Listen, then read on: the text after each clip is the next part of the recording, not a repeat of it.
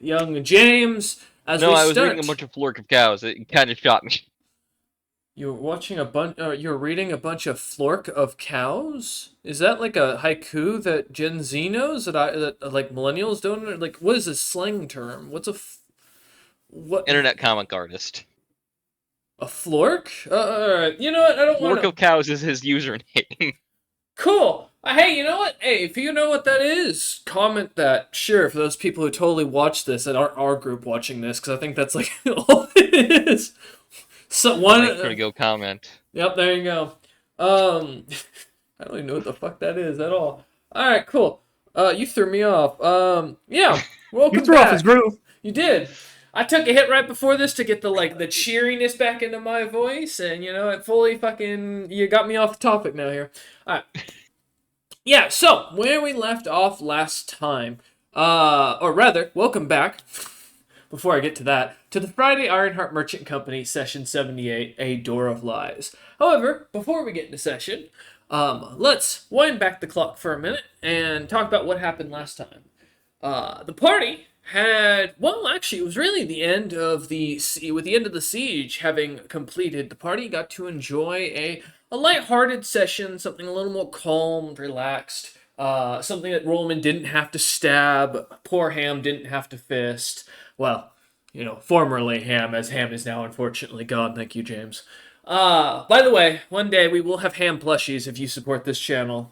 We are looking to market, but we got to get your guys' support here. Remember to subscribe. There's my only sellout, because I kind of want a ham plushie now. But as I was saying, no, yes. So the party last time left off at the beginning of the feast, post siege, meeting with the mercenary captains to reward them and award the fortunate sons for their great feats in combat. James, having kind of basically become the de facto leader of this army outright, as well as the city, now that the Ven costs have been dealt with, his claim has been enforced.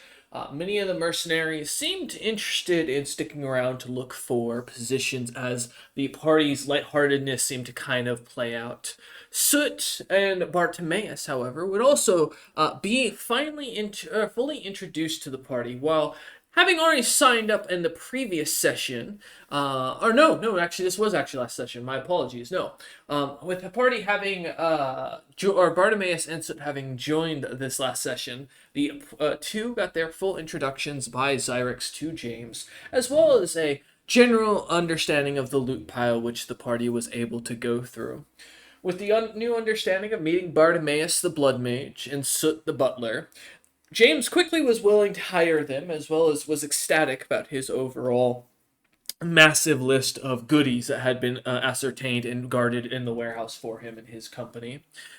However, as the two were hired, more drama would kind of unfold as each of the mercenary captains would come forth, some swearing their willingness to join James for further interest, others swearing to avenge previous members of the party, including the Dusk Song Knights. Who, the leader, as we found out, was one of Essa's cousins.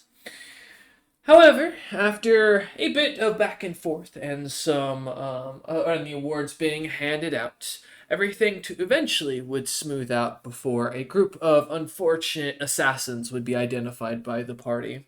Though at first it was believed that the castle had one within, the party quickly realized that the blood signature that Bartimaeus had had began investigating, already earning his keep for the Ironheart Merchant Company, was actually something that seemed to be different.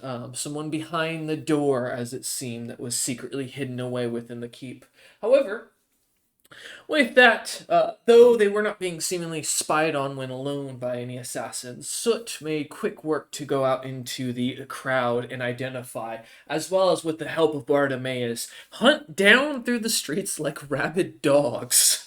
The entirety of those poor assassins. The few lucky that managed to escape will not probably be returning anytime soon, given what they saw chase them. Fucking terrifying blood mage that looks like, and I will quote, a Resident Evil boss is what I came out with, mixed with like an Elden or Bloodborne boss. Bloodborne boss. Yeah. Very much reminds me of the fat dude that gets like killed by another boss. In that one, is it Dark Souls or Elden Ring Dark or Souls, one of the FromSoft games. yeah. Regardless, the party would then shortly after that end. The expedition having been announced by James for the following year, plans to go and investigate the door inside the keep already set into motion, and a bit of time planned for rest and recuperation. Although Bartimaeus and Soot are not those looking for it, James and Roloman, having gone through one of the more traumatic experiences, have been looking forward to a rest and some time to themselves. We return back with that though.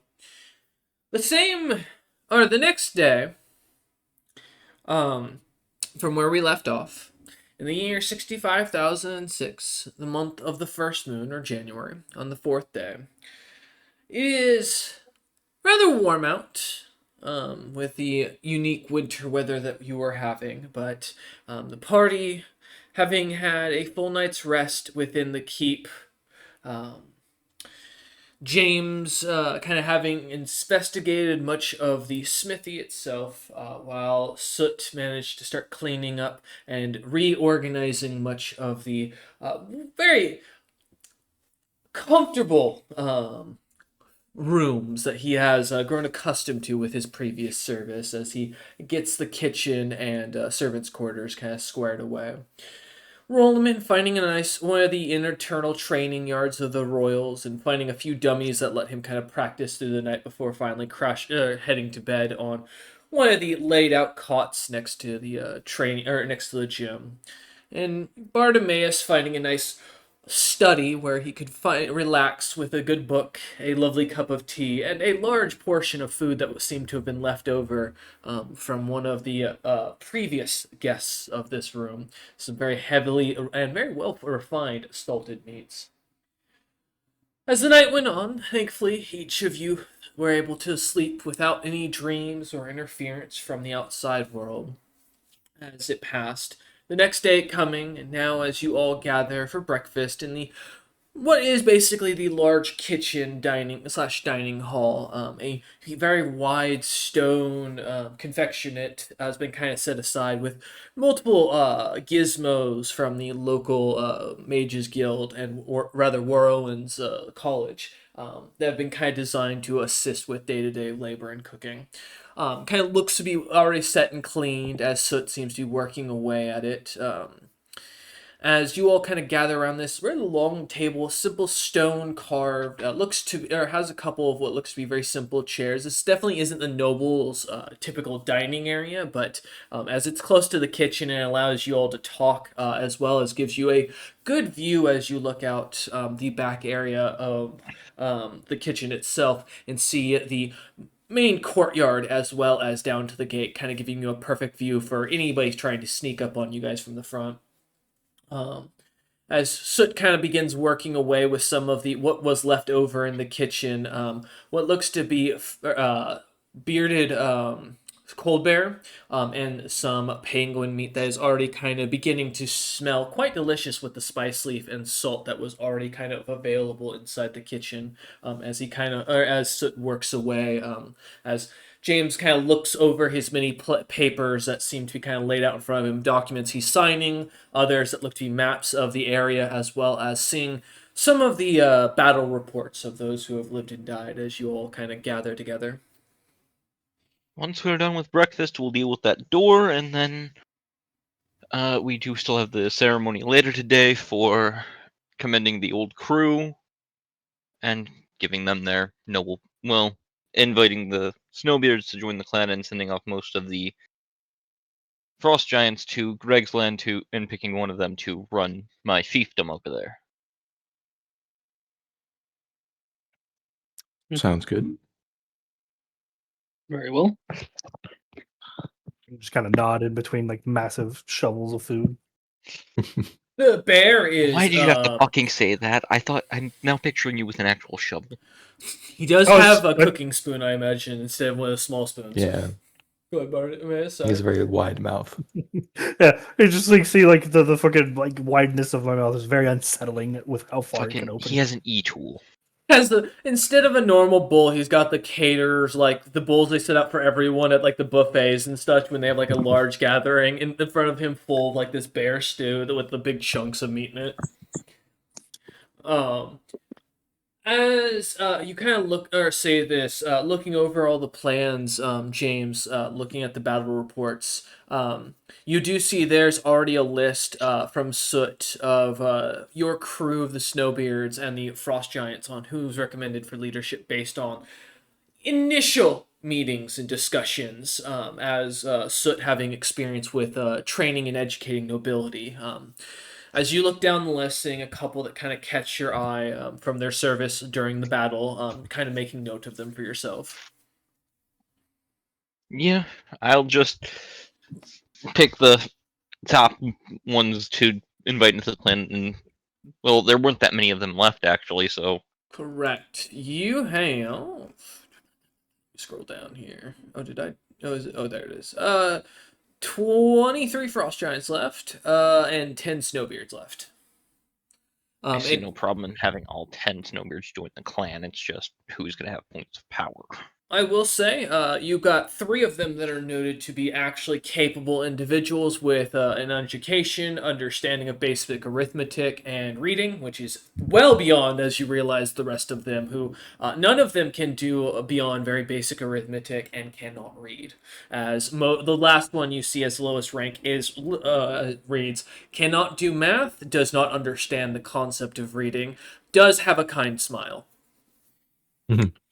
Well, I guess we found a mayoral candidate. But So, as you look them over, like Soot's recommendations are simple and just seem to be most need a bit of educating, a little bit of time, but none seem to be hopeless outright. that's good. And for the Frost Giants, I just need to pick one out of them who would be the best fit to lead while keeping the 2 that are Mountain Giant blooded, the Hag blood, and the Hag blooded back. The 3 mountain giant bloodlines. 1 left, Did I that? thought. So I only have 2 noted down. That's No, why I was there's like, 3. I've always had 3. okay, Yeah. I Um, I counted them. Oh well, the 3 of them, the 4 of them then. Yeah. Okay. As you kind of keep track of that, I will say the frost giants seem to have less good marks about them. None of them seem to have any good notes other than the one who has a hag bloodline being slightly capable in understanding and seems to show an interest in education. Otherwise, the rest seem to be listed as hopeless. Well then, I guess I have my fiefdom leader. As you kind of Have to look send over the him. list really quickly, kind of like noting this down and for yourself as you kind of write a few things, eating or kind of enjoying the food as you do. Roll them in, Bartimaeus. Is there anything you'd like to do while James kind of looks over this? Dude, I am staring at the one that just says can't read, can't, but kind smile. And since James said he's going to be a mayor, I'm like dread because I have to teach him how to read. As James you will recall, look at you. you showed him letters, and he said that they look like, and you quoted, pictures that someone tried to paint that make no sense. Sorry, I can do this. I'll look I at can do- Soot. Mm-hmm. If he's looking at you that incredulously, I'm joking. I don't have to put him in a position of power, I but didn't look at you. I looked at the paper. problem then, Soot? No. Just need to rework my schedule. He continues stirring a pot full of penguin meat and bear meat that simmers and smells lovely. As I If imagine nothing else, having Bartimaeus. him turn into a good Benepaw would be probably a better choice, since he can't read and has no real interest in arithmetic. So physical training might be better. Oh, he'll read when I'm through with him. Slow look at that sounds very well, mildly threatening. Just- Yes. All right. Fair enough. New house, so we have to make sure our numbers are at least.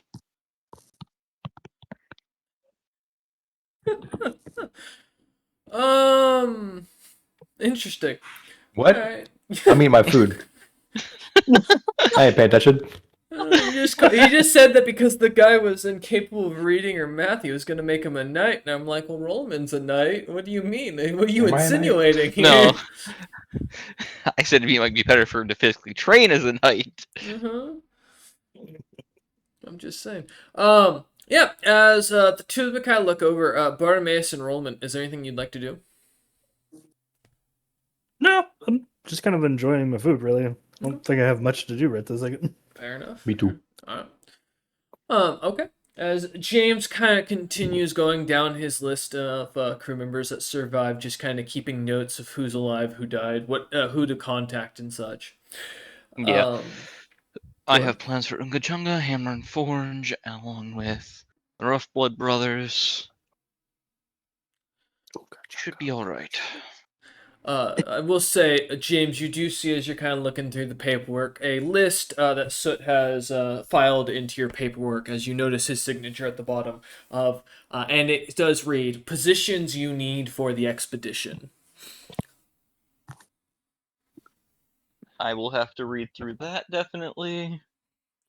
It is not a read through. It is, as you look at it, it is something you need to fill out for him, as it looks to be more of a request for who he's hiring, as you had mentioned previously about the idea of hiring new crew members. Oh, yeah. New New for the crew expedition. ship. Yeah. No, for the expedition. Because remember, you said at the feast that you were looking to hire people prior to the expedition, Yeah. so to go down with you. Yeah, dude. There's two hiring lists we go through, Cam. There's one for the permanent crew, and there's one for all the people you're going to need for this delve. Well, that, and also because you said you were hiring a crew specifically for the expedition to see if said they I was try out. hiring an elite crew too Yeah. for the ship, for a new ship. Oh, and my that- bad. I thought it was for the So- expedition. My apologies, is what you No. said. But getting them lined up before we go on the expedition, because the expedition will be a test of their mettle, more or less. Go into this hellhole. If you come back out, you're good to go with those. Wait, what the fuck? The test for if they're good employees is you're going to one of the hardest places to survive. We're going to the But light it layers that looks have been up. very mapped out. Oh, But- that's one hell of a first mission. I think I give the odds of the weakest creatures, even in the light layers that aren't horde based, 50-50 on beating me in a fight.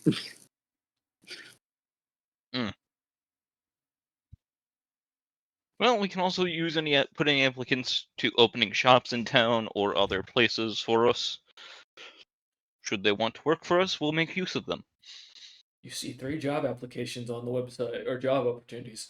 One is shop owner, second is shop manager, third is expedition to hell member. Pay is very good though. Pay is great. 10,000 gold or 5,000 gold pieces for up to 5 of you. Like, oh man, For each party of 5, there's 5,000 gold. yeah, like shit. That is 1,000 for each gold. of you. That's more than most mercenaries make in a good couple years. Like, I love the idea of like the fucking expedition sign up sheet has like a pre-printed will form on the back, so you can let your next of kin No. know. It has a life insurance form on the back. Dude, Oh, and you're gonna pay them when Guaranteeing they that die. your family will receive 1,000 gold should you perish. yes, so it has to give the droll death speech to anyone signing up, like, by signing this, you are accepting that you could die, your money will go to your family, please sign on the back who your family is. However, no if you have family, no you're not gonna family, get it any will be money. donated to an orphanage. Also, your body may be unrecoverable. no, I think that comes with the territory. In fairness, That but, comes you with the know, territory, and no, if no, your no, items money are will be recoverable, defiled. they are now the property of the Ironheart Merchant Company. Damn. But yeah, as you look I it know, over, it's just funnier if Bartimaeus says it. Mhm. Sure. As you look it over, Bartimaeus and Roman kind of, as James kind of shows over the expedition paperwork he's been kind of working on, looking down. The terms they're grand or fantastic for pay. 5,000 again, 1,000 gold pieces for each individual. You get assigned a squad or you come with your own. Like fantastic pay. Noting that you get to get hired onto one of the most elite expedition or companies as one of the specialized crew members, as James has a note there for future positions that he has not yet filled out what he's hiring for. But they do have high pay, as you see, up to. And I think it was quoted from James was the thinking around 10,000 to 100,000 gold pieces a year, depending on, or Yep. 50,000 gold pieces. Can't remember what. 50,000 was the average that I cited because if we're Which- getting fairly skilled people, because that's what I'm paying Bartimaeus and Sit. Yeah, that's the thing. Roman, to you this is nothing. I mean, you've seen James throw around cash. Bartimaeus, you realize, I mean, this is a fantastic contract that you got. You know that. Now you see why, as you're starting to see what James is looking to do and what he's also hiring for. This guy's fucking nuts. Oh, 100%. You start to realize that there's a reason he's the wealthiest guy. It's because he's going to the worst places on Earth. Look, every time we go somewhere populated, something fucking happens. So the door. Yes, let's go. Nothing get happened when that. we're here, just so you know, if you look around. Yeah. The castle that's like, it has its entire foundation that was destroyed by magic. No, nothing's weird happened here. We look out a crack in the wall. It's perfectly intact. I didn't do that. The destroyed hole on the library where a demon slashed Man its said sword. it wasn't me. As James will get up once everybody's ready and walk to the door. Yeah, as Soot kind of puts out the fire, kind of takes the stewing pot that he was, putting it off to the side for later for it to cool. As you guys kind of finish up eating, James kind of stacking up the paperwork as he kind of sets it off neatly on the side. As each of you kind of get up and start heading upstairs to the second floor. As you head upstairs to the second floor, over towards the, let me make sure I'm right. Eastern side wall. Seeing the blank wall that James and Roman kind of guide you over towards, so immediately recognizing what this is as you look it up and down, having seen the Venkas go in there many a times, throughout the day. Never being allowed, of course, yourself inside. Yeah, and good. I have no clue what this door is, and I have no clue how to get through it. Guess I should try opening it. James says to Wall, to Bartimaeus and Roman. To be fair, Roman's seen the door in fairness, but Bartimaeus, to your perspective, James is saying this about a wall. That's just a piece of the wall in front of you. No different than any other chunk, other than it doesn't have an art piece directly on top of it. Before you continue, I would like to do a ting. Okay, what would you like to do? I want to put on the X-ray ring. Ooh. Yeah, I would have passed that off to you. Told you to go get that as part of the loot. You guys It got was your listed loot last in the session. group chat that it was mine, so Yeah. I grabbed it and put it on my sheet. I was say Roman could have easily snuck out to the warehouse last night where all the loot was being stored for you. Yeah. This is mine, and this is mine, and this is mine. Hey, he sticks to the list he was given. In fairness, So I can see through the solid matter 20 feet. I can see through up to a foot of stone, an inch of common metal, or up to 3 feet of wood or dirt. Well, this is 2 feet of stone, so fuck you. Oh, well, then... Because these walls are thick, so... Get fucked, loser! You can't do anything! Thick as the I door. see stone. The door is 2 feet thick. I'm not joking. Like, this is an actual... Like, this castle is thick as shit. So, the castle wall, for reference... Or the inner castle wall is, like, 10 feet thick, like, in total, for reference. Like, this is not... They build these castles hefty. I will say, as Roman does this, at least you confirm one thing, Roman. The door is big. All right. Door. As James will reach for where Roland had pointed out the doorknob to be. He did not point to a doorknob ever. There was never a doorknob. Oh. It's Reach for where the door is that Roland pointed out. You should kind of put your hands onto it, James, against it. A moment later, the illusion seems to dissipate, and you all see this door suddenly It seems to be just a solid piece of stone that is actually, in fact, just sitting there in like a block. No hinges, nothing. As you look at it, kind of James rubbing his hands across it, feeling the runes that he kind of reads as what we saw last time. Huh. Roman, we might have been able to solve this a lot faster if I would have touched it back then. Well, we were basically not touching it because, we were just after a big battle. We didn't really want to fuck with things. Now we're rusted. It's not so. Fair enough, as James will try to open the stone door. Okay. It's probably a push door. I was going to say, please explain to me how you plan to open said I'll door. first push and then pull if pushing doesn't What are you work. going to pull on? I'm concerned. Give me a strength. Give me 2 strength checks, please. Guys, what is he pulling on? I think he's just grabbing the rock and then like thrusting backwards. Dude, I'm an old butler, so it's sitting there stone faced just watching. Thank you, Alfred. Exactly. He Thank you doesn't- for understanding. He doesn't judge why Batman is fighting a rubber duck. He just accepts that that's what the dude's doing and goes on with his day. Exactly. I'm doing my best. Yeah, no, I believe you, buddy. That's what I'm concerned about. The push is first. Alright. 19. As you give it a hard shove, James, it seems to push an inch, and you feel, you fucker. And for a second, you feel the door kind of like start to grind, and then as you do, the entire door starts to slip forward, and as you go to pull backwards thinking it's not going to give, you immediately feel your feet give out from under you as you slide down on your butt as the rock slides backwards, pulling you with it a few feet back and before slamming into something hard as you hear a yelp. Huh. As James will get up and walk in. James, Come on, everybody. Give me a reflex save or a balance check. As you stand up, the ground is extremely greasy and wet. Oh. As you look over and you see what looks to be a small little closed off study panic room, and some figure off to the side before. Let's see if you tumble. 6. I will say, Rolliman and Soot, you watch as James goes to put kind of get red in the face, fucking pushing with all his might, and then suddenly Bartimaeus slightly seems to move his fingers a little bit, and you see his gut slightly jiggles, and suddenly James goes sliding in as he's about to pull back and pulls with the rock into the hallway, as he disappears into a darkened shadow. And then, as a moment later, you hear a loud as thud Fuck. seems to hit the ground.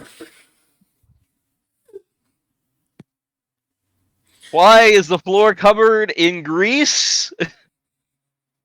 Common trap in these lands.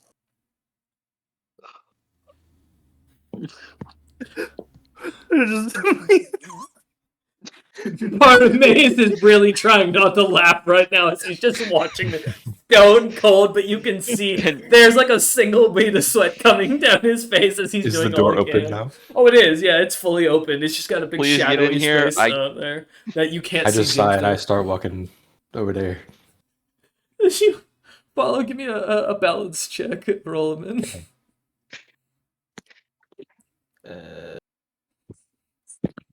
My minimum is a 20, so You can fail. Nope. 39.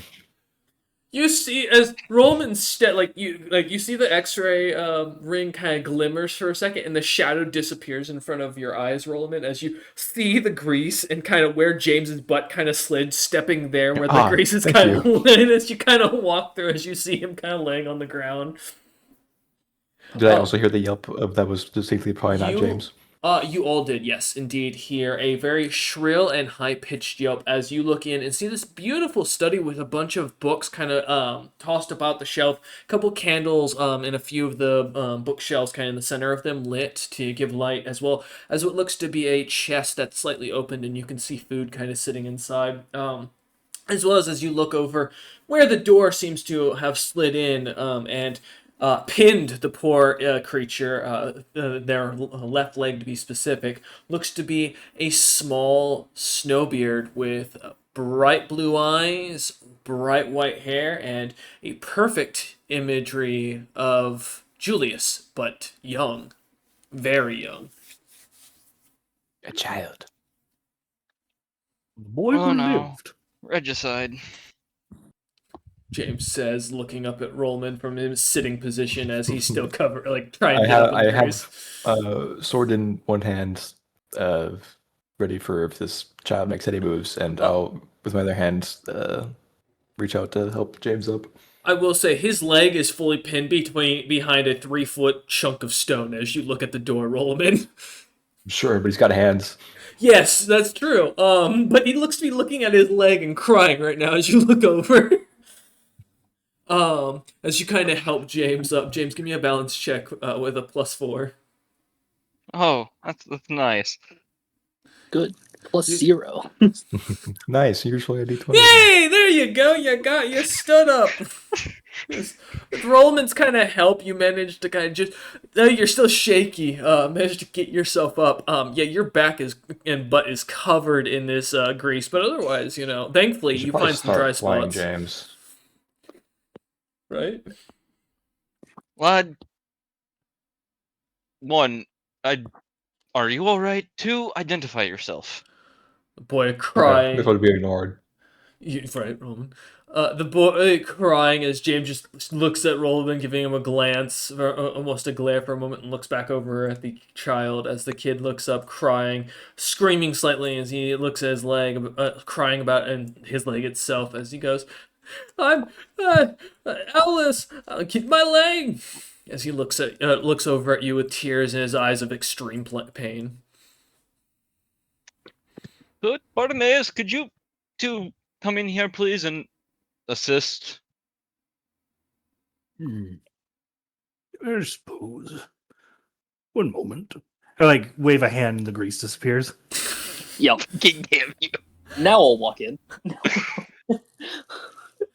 As the two of you follow behind, Rollman kind of stepping off to the side, alongside with James to kind of make room as the two of you make your way Just wait into for if the this. child does anything Yeah, to do anything. the child's still crying his eyes out as there's a good amount of blood that has Could be an squirted out act, from you know. that rock. You can see his Oh. foot is at an angle that has exposed the bone with where the rock is that's kind of broken. smashed in. Yeah, his ankle's gone. I gingerly reach down and poke the blood and cast blood biography over the course of the next minute or so. All right, give me a Help roll. me move the rock. Do I recognize the child? Yes. Mr. Butler. So you do recognize this. However, before I answer that, all right, cool. With Bart, let me pull up your thing real quick, Bartimaeus, so I can remember what all you get. There it is. All right. Goddamn, you can roll. So yes, for both of your answers, Soot, you would recognize this as Aulus, the son of Julius, the third in line to the throne, and the young, or Julian, not Julius, sorry, and yeah, the third in line to the throne after his father that you saw theoretically. Well, yes, because you would have been near the siege at that point. You would have seen him in his devilish or demonic form, rather. Recognizing the young prince to be as he is about roughly the equivalent of 8 years old, for reference. Soot. A capable boy, very educated, very book learned. He has always been more known as a kind of isolationist, never going out with the kids, sticking to his reading, and pretty much a kid who would be very much better set for a life of studying magic than rulership, from what you knew of him. Never well spoken, always quiet kind of kid. To Bartimaeus's blood biography spill. Yeah, right. Well, they are alive. General Yep. state of health, he's got about 2 HP left. Out of 10, in fairness. Let's see. He's a dwarf. Doesn't possess any subtypes, thankfully. Well, he does because he rocked with the demon blood. Oh, that's right. I remember now why that was. Yes, for reference, he does not have a demon subtype. As I will note, the medallion around his necklace, around his neck, does indeed have a demon subtype. As he is wearing, and I will get to his description here in a second. But so I thank you for reminding me about that because that is actually very important to bring up. So yes, no, he is just a dwarf. I don't think you can sense if they're turning into a subtype based on the spell, so it doesn't look like. So that will be basically all you get. Well, his current location's here in front of you. Good news. That one you don't have to worry about. This isn't a clone. This is the actual him. Well, his general strength would be. How do I put it? James to roll him in would be a good way of putting it. Meaning he's really got no combat capabilities that could do anything you think to you, besides maybe tickle you like any child. He's probably capable enough with a sword, but no more than like a very low rank militiaman, which I'll be honest would have less than a D8 worth of HP for your reference. So. Let's see. He is not the target of any deific connections, besides the fact that, of course, he's of one of the ancient bloodlines related to the father of the Nuarves, the father of the dwarves. But to be fair, James also procs for that, so that's not really a big thing for you, Bartimaeus. Most dwarves that have nobility do. He's not actively worshiping Saraseki or anything. No, confirmed. Yeah, he is. From what you can tell, has no deific connections other than the fact that he has an ancient line to a god that almost all royals do. And then lastly, he doesn't have a primary class. And its most dangerous attack. Well, you're pretty sure it's what's in that necklace. As I'm going to get to that. So. As you'll look at him, he does look like the spitting image of Julian, almost with minus the demon appearance of black skin, giant horns, and like evil ass appearance. He is pale, as you recognize. He seems to be suffering from what you recognize as albinoism, having seen it with a few others in your experience, James and Rolaman. He specifically, as you look him up and down, has very kind of skinny features for a snowbeard of his age. He should be a little more fit. He is on a thinner side, a little bit shorter than average, and kind of slightly hunched, as if he spends a lot of his time probably reading, kind of leaning over. Looking at his clothing, he seems to be wearing what looks to be at first normal noble's attire, but as you get a closer look at it, you do see that the noble's attire seems to have bits of dragon hide interlaced underneath as a defensive, and recognize it as specifically black scales, the same scales as the Aussie clan that rules currently, for reference. Secondly, he is wearing a medallion around his neck that, as you recognize, seems to have the sigil of the House of Sin, the Seven Sin Star, kind of around his neck that seems to be giving off a massive amount of demon energy or demonic aura and mana. Those who can cast. Rolaman, having lost his casting ability now that the Lyrium Cloud has fully dissipated, thankfully. So this being, well, actually no, Bartimaeus, you can't see this because of your type of casting, so you won't be able to sense aura as easily for this. But James, you would see a darkened aura almost emanating from it, which tells you this item is at least caster level, or it was at least made with a caster level 20 to 30, most likely. Oh. Minimum, like since you've seen this with other items of reference.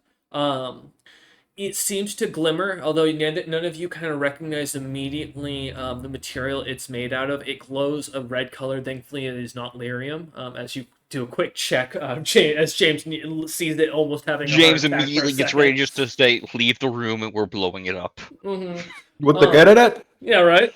Fucking- I mean, all right.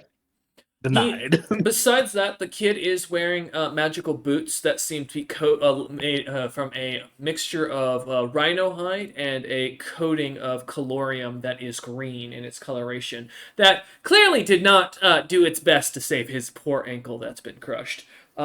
Lastly, he seems to have two rings that catch your eye. One's the signet ring of the Venkos, which would be very valuable to have as it's a gemstone ring that allows you to sign specifically as a noble Venkos documents, as well as unlock anything that they have locked with it, their signet ring. Very common thing for Snowbeard clans. Secondly, the other ring you catch seems to have some strange symbols in it that look to be in Infernal, as you recognize the strange gem as a. Actually, no, you wouldn't, because you never asked for a slam about that. Never mind. You do not recognize what this gemstone is, although it looks, as I'd best describe it for James's player specifically, like a high quality firestone from Pokemon on a gold band as you look it over. It seems to glimmer with fire within it, almost giving and gives a little bit of heat as you all Does it kind of give look over me the kid. like a feeling that it's an elemental core? Have you haven't seen a fire elemental core before, correct? No, fought but I have fire seen before. wind, earth, and water. I think. I don't think you guys have fought fire elementals. No, we I- fought fire salamanders. Yeah. That's what they were. I would say to your best guess, James. You know what? Give me either a spellcraft or an appraise check. Sure. Excuse me. 27. 20? Spellcraft. Okay. Yes, I will confirm. This looks to be a elder fire elemental core that has been filed down to its perfected form by a master jewelry cutter and made. As you look into the design underneath, you do read as you kind of get glimpse on the side of the ring, the name Kesnanok seems to be carved just slightly on the outside of the band. James is gonna rub his temples because that means that the hero party has actively fucking helped. Well, since a child. Not the biggest problem. Not the biggest problem for right now. As Alice kind of looks up at all of you, still crying as his foot still jammed behind this rock, and goes, "Please, I'm not. I don't even want to be king. I don't care about this. I just wanted to study and research and go to Dragon's Crown and learn all the magics. I can't even do magic." Calm down. First, let's get your leg out of there. Rollman, so could you two move the rock? Apparently, if I try to, it's going to slam around, and I do not feel comfortable with that. The kid goes pale at the idea of slamming around. Uh-huh. Kid, you got anything dangerous on you? Everything. Looks Lad, I'm gonna have to ask you though to take off that necklace. I don't recommend it. can I do Or- like the inspection process of his mana veins? Yes. If you want to give me a heal check. I would love to. It can also, I assume with the trying to slightly make it look like you're also looking at his foot to see how bad the damage is. Yeah, I mean, I could also like prick myself and start pouring a potion into his open wound, and it'll heal him. But That's also true. But you want to make sure he's not, something bad first. yeah, 21. 21. As you kind of lean over James, as Soot kind of walks slightly over towards the rock, looking at it for a second and looking kind of back at you, Bartimaeus kind of leans down over the poor kid, and while the kid looks up with concern and weariness in his eyes, he seems to kind of look back over at Soot, who's kind of inspecting the stone that's pinning his foot. As Bartimaeus, as you look at the open wound in his where his ankle basically comes together and can kind of see little bits of bone exposed, you do see a mana vein that is slightly shriveled. He is definitely not a capable caster. You'd guesstimate, based on a 21, that something has been shriveling his mana veins for quite a while, and in a sense feeding off his magic, making it so that nothing can pump through them to keep them big enough. You're pretty sure that maybe another year and this kid won't be able to use magic ever again. I'm gonna take a wild guess and think it's probably related to the demon sin amulet.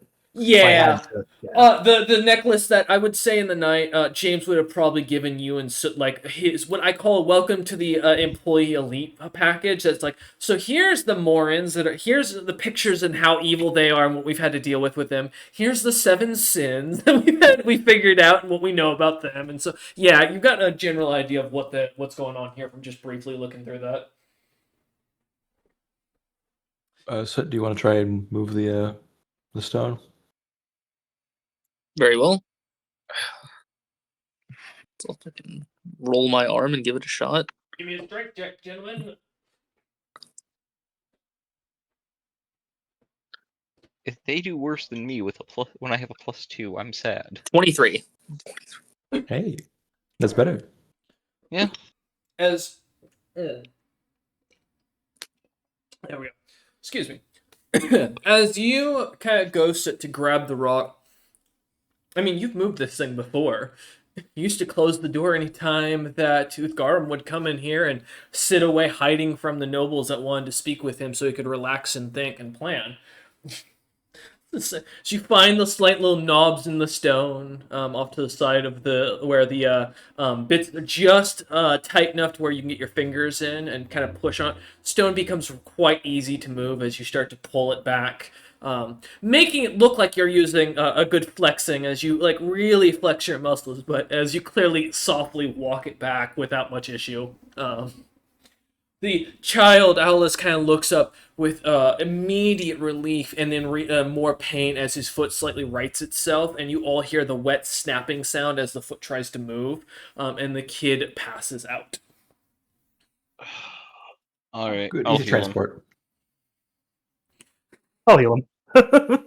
I'm good. Yes, James, I believe children are more in our wheelhouse. What do you mean by that? Slowly looks at Soot, then looks at Bartimaeus. What do you plan to do with this child? What? We take care of children. Like, Did the literal mention an orphanage. James, as you suddenly recall in your head, Bartimaeus owns like 3 orphanages across Kerkek that he personally funds and runs with his job that he does. Well, Bartimaeus, I might be interested in keeping this one for myself, but please do heal him.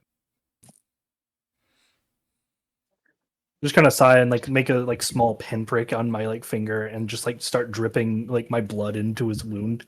And I'll cross off one of my potions for my blood. All right, give me a second. I gotta do a check for him. Instantly dies. He's getting lesser vigor, so he's getting fast healing for whatever that's worth. Appreciate that, actually. Yeah. All right, perfect. Nope. Okay, nothing happens.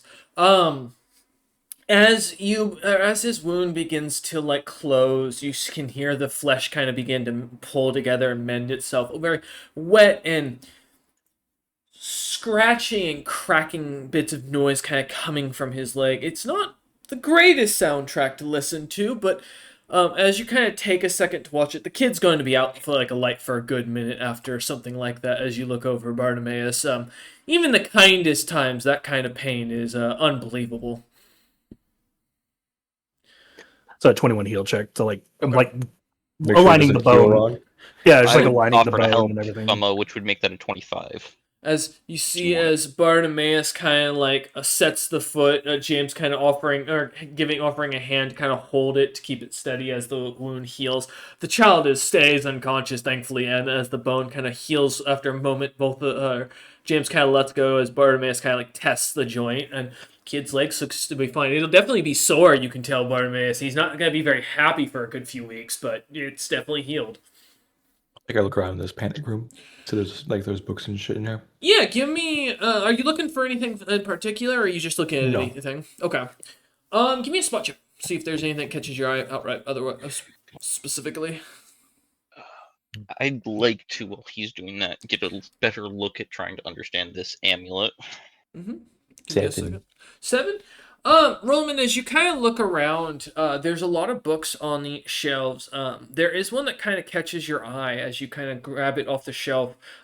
You see Grimoire of the Ancient Demon Folk, the tales of the Colin Winds, the study of ancient apex monsters, the guide to dwarven fighting. And as you kind of grab that one off the shelf because out of curiosity, kind of flipping it open, it has its own martial fighting style, completely designed around the idea of using Constitution as a defensive booster to your AC. In a sense, as you realize, it is, as the dwarves call it, dwarven sumo wrestling. It seems to be a mix of using your stomach and weight to throw around, as well as basically fist fighting with the individual when you have no weapon. We get some good read material for later. Yeah. I'd also like to look. Is there books that? Is there a lot of dust in here? Yes. There's a couple Is there any books of. that don't have dust on them? Considering this, maybe this kid was reading it. Yeah, I was gonna say exactly what I was about to get to. There is about 3 magical grimoires that seem to be that he's been reading. One seems to be the history and study of the Warrowans, which, as you know, the ice mages of the Dwarven Kingdom. The second is the Druidic Circles and Research of Nature by the Anvil, Serenor himself. I didn't know he wrote. Yeah. Hey, you know, when he was a young druid before he went off to try and become a king, he had to make a living somehow, you know? And then James's status plate suddenly screaming at him as it's telling him, hey, it's time to run. No. And the last one, as you catch, looks to be pulling up my notes here. The history and forgotten history of those who served before the Venkos ruled. And looks to be a history book about the old dwarven noble houses, but non-doctored from the one that James seems to have that you've not really looked at, but as you kind of flip to a page really quickly, cracking it open, you see the page about one of the clans that you've seen James reading a few times, and it has none of the same information, which kind of, as you put it back up, catches your eye. Does it seem like a false history one, or the one that we know about seems like a false history?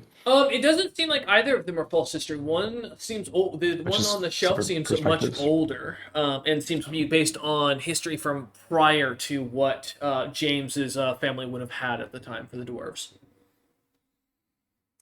Interesting. Mm-hmm. This guy wants to be a druid. Oh, he's obsessed with magic. As you kind of look Well, around. if he was obsessed with magic, he'd be looking at other books other than just druids specifically. That's true. Well, that's he- true. Well, he well, was. He did also have the Warrow is Warrow, druid. which is an ice mage, and it's not always a druid. Oh well. You can be an arcane ice mage. Yeah, I was about to say is like I kind of surmise based off of like his reading material that he seems to be trying to get around the fact that his mana veins are withering, because natural magic I think requires a little bit less mana on average. As Bartimaeus kind of looks up over at you, seeing you kind of pulling some of the books up and kind of noting that. Could be. I'm not, the one to go to about the habits of a wants to be a mage. A nerd.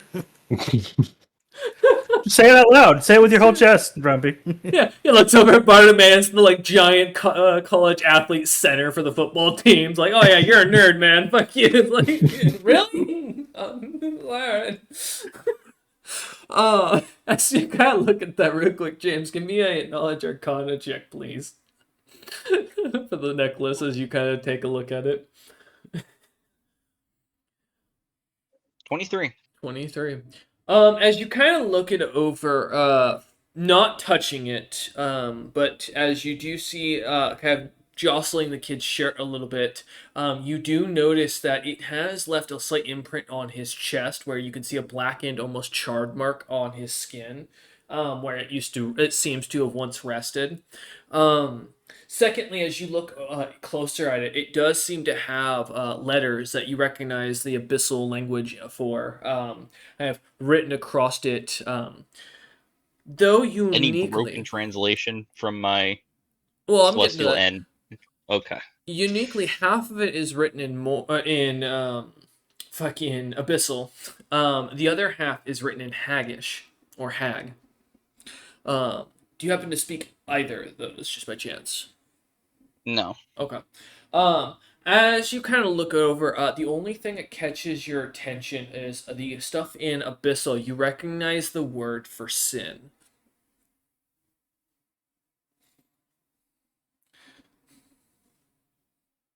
Bartimaeus, can you read a portion of this? Half of it looks like haggish. One moment. On his reading glasses.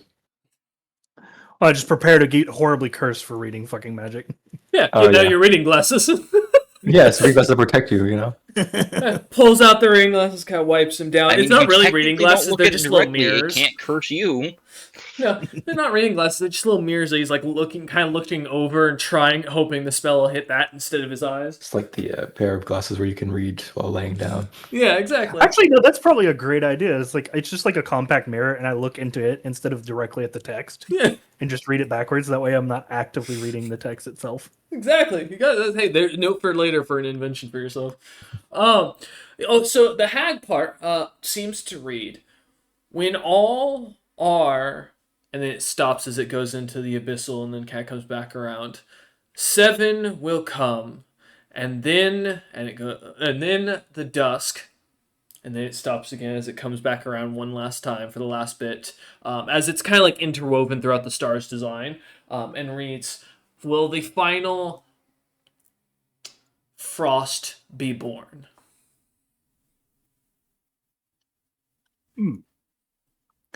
Oh, I suppose it's Tuesday. It's an apocalyptic prophecy. We run into a lot of those. I don't know. You guys seem to. No, actually, we don't. We tend to avoid them. I stopped meditating because I didn't like seeing them so often. I will say, James, noting that Bartimaeus and Soot got the little like corkboard employee manual book last night that they were reading through about like all of the bad guys that you've noted and have problems with, so they know to like watch out for them. Yeah. I'll say Soot nods like he fully believes James. Does not believe a single thing of James avoiding apocalyptic events. Not even a little bit. Woman just smiling. Well, with my examination, do I believe this amulet can be removed safely from him? Yes and no. Yes, you are sure it can be removed safely if you have something else to put on that drain would naturally have a large amount of magic, that it can drain from. However, no, because if you don't give it something, you're pretty sure the item will react in a hostile way, though you are unsure what it could do. We need another body for that thing. I don't want to leave this boy to the sins. Also, should be noted, this boy only has about a year before his manavings are completely inept. How large of a mana reserve are we? Magic reserve are we talking here?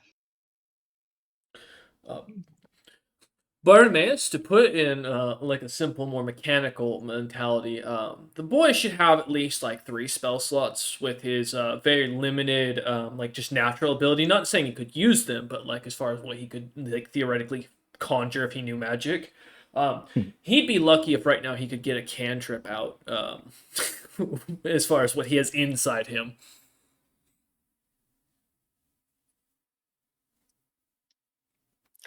I just just gotta pass that along. It's like Okay. the smallest thimble of magic, if you will. He's asking how much does the amulet require?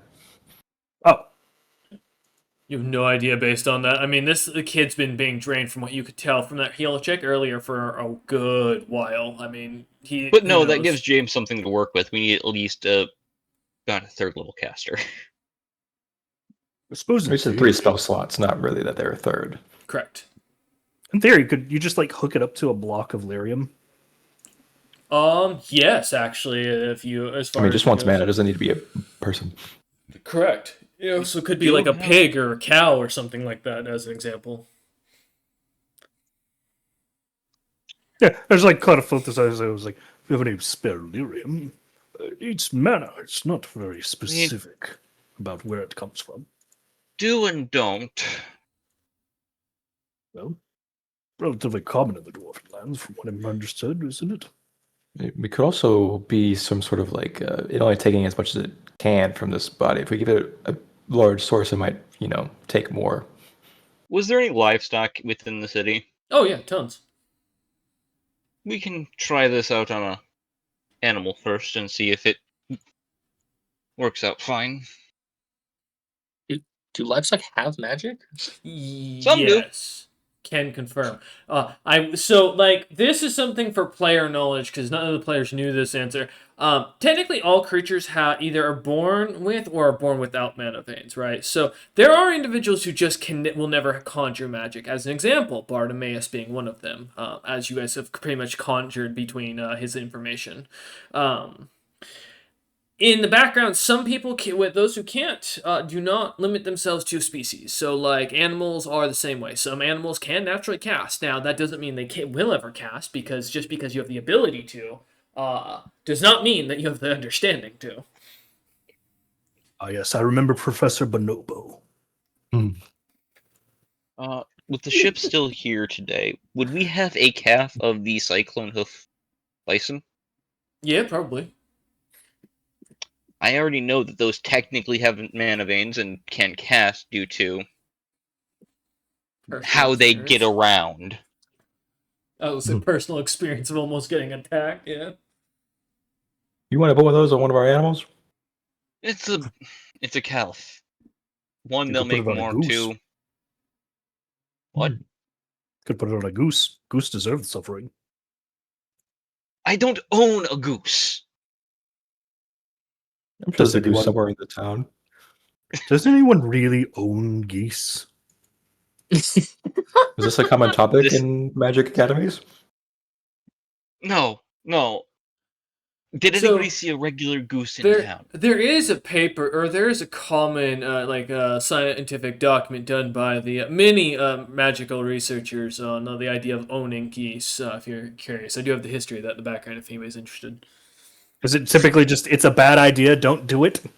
It depends on the individual researcher. Some say they've had good chances, some or good experiences. Others say that it can be hell on earth. Either that, or we put it on Sparky, who I know has magic, and I Don't don't do want that. to do that to him. Not the Sparky. James, you're capable of summoning. To an extent, yes. Could always try putting it on the summoned creature, letting it evaporate back to where it comes from, and then it's somebody else's problem. You just want to hand this amulet to a different plane? Well, the sins aren't on our plane, then yes. They are on our plane. That's the problem. But the amulet wouldn't be if it was that case, if it goes back from where it comes From from. a spellcasting standpoint, if I summon something, put the amulet on that thing, and then dismissed it, would I ever be able to use that summon again? Well, the item Or would would it- just fall to the ground Yeah, you're Yeah. because they're native Technically- outsiders, for reference. yeah, and non-planar summons are not real creatures. You're just making a thing out of energy, and then it's falling apart afterwards. Yeah. Yeah, Like- meaning he would just devour the spell that I feed it. Yep. A good point. Yep. Well, then, I could handle this. you have an idea? so. Go right ahead, Soot. I'd like to spare Alright, the cool. child. I pick up the kid and walk away. James expecting Yes. Remove the kid out of looking the to equation. suit to expecting him to lay out a plan. As Soot just nods, taking this as affirmation, walks over, James picks up following the along, child. waiting to hear this plan. Come along, Bartimaeus. I need your expertise. It is just they kind of like begin jogging after him. Yeah. All right. As Well, well. should we come with you two, or there's a lot to catalog? Up to you. Won't change what we're doing. I mean, I was just going to mark out this place and tell Xyrix about it, and then he can have it. It'd be his problem. All right. That's an asshole No. move, but you do you. That's what he gets paid for. What are you talking about? All right. Now, Bartimaeus, let's go find a slave that has mana veins. Let's go. Oh, I can help with this. Nope. I- I don't want you near it. I'm gonna be honest. With your bloodline, yes. Sounds like a poor idea. Oh, Gently James. touch his horns. Then you can stay here and kind of like the books. Someone James, stays- do nerd shit in my absence. I'll say someone stays with him as I stare at Rollman. Oh man, I guess I'm looking at books. I mean, I got a nice book here I got to read. Yes. All right, I'll go through the room then and sort out what's in here. Yeah. We will inform Xyrix about the room on our way out. Okay. As the party splits, we'll start with James and Rollman as the two of you go over into the book, back into the secret room. Um, Looking at the books and kind of going through, there is a large collection of arcane manuals, divine manuals, history of different gods, research on different worshippers.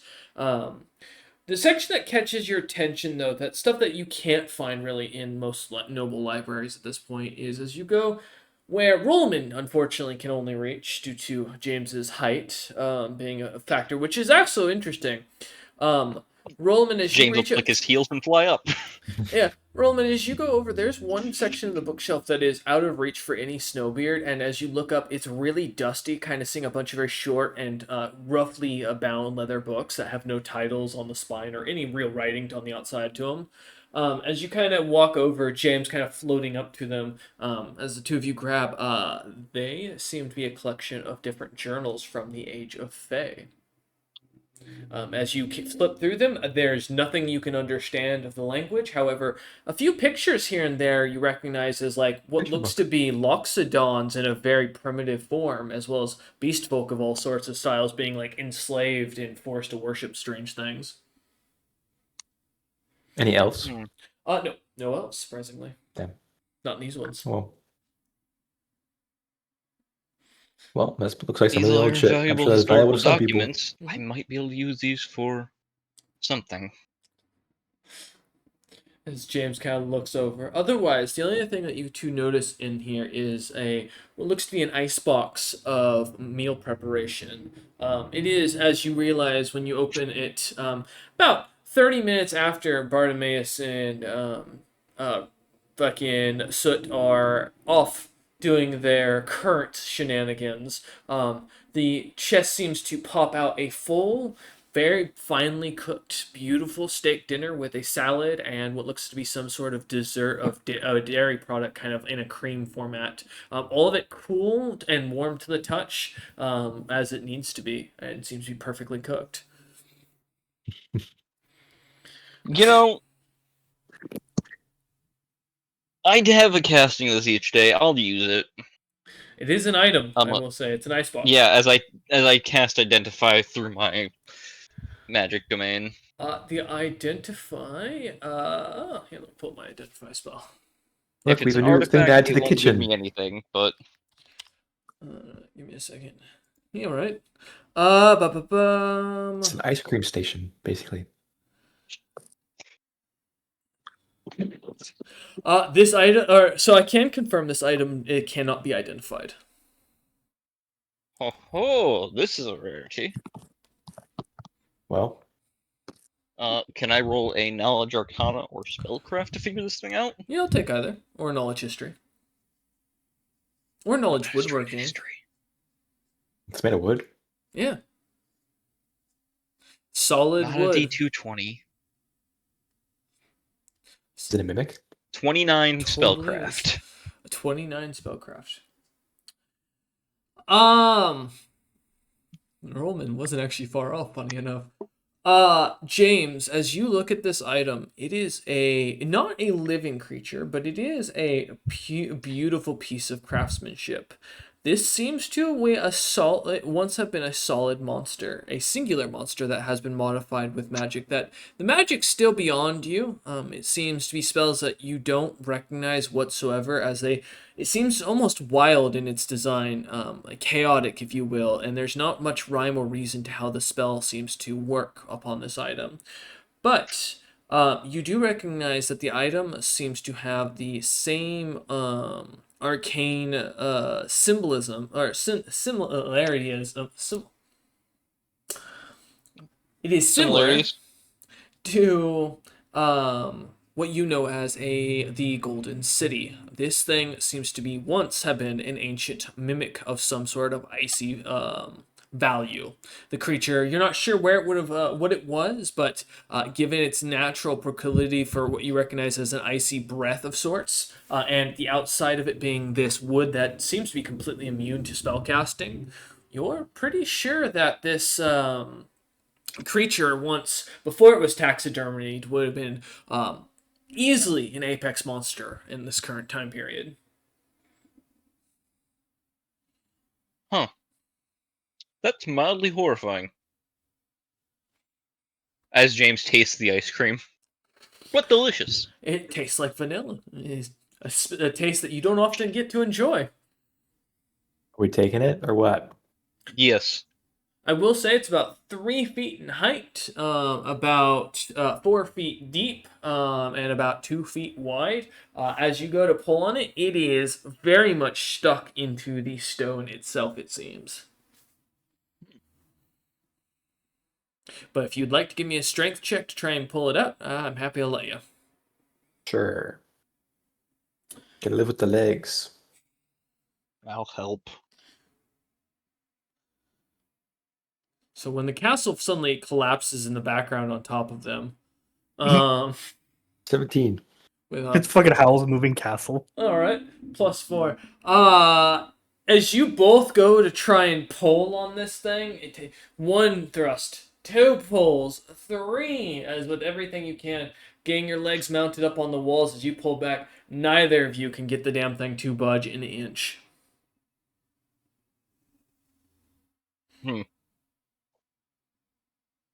Or even lifting.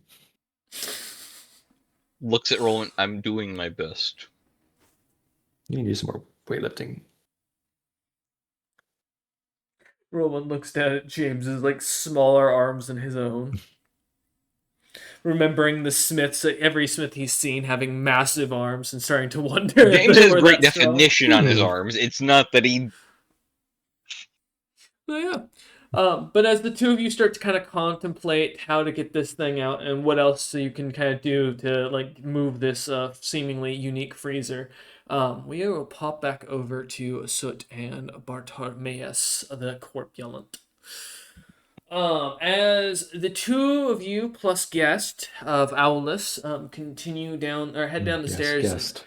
out the castle front doorway, heading into the courtyard where much of the ground is kind of being shoveled out as the gardens being replanted from the burned marks from the siege, as well as the many cuts in the grounds being filled back in.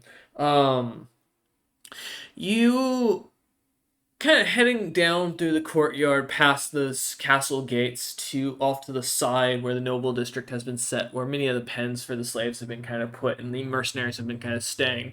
You see the group of them kind of in a huge wide pen, a couple of the different mercenary groups having their men walking around the border of it as seemingly many of the slaves seem to notice you lot suddenly and kind of not perk up, but many of them start to look in your general direction more out of morbid curiosity with the very obvious starved and weary appearances on their faces.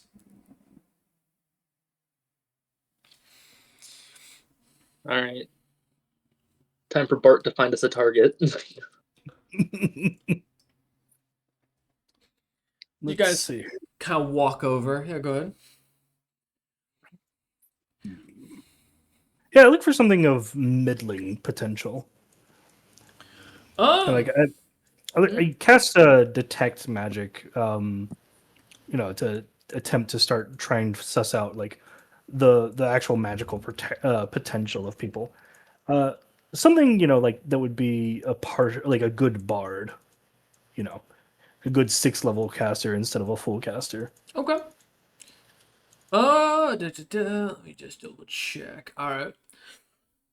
As you start kind of walking about, kind of circling the pens, a couple of the mercenaries kind of eye you lot up, but don't say anything, recognizing the symbolism of the Ironheart Merchant Company kind of marked about you.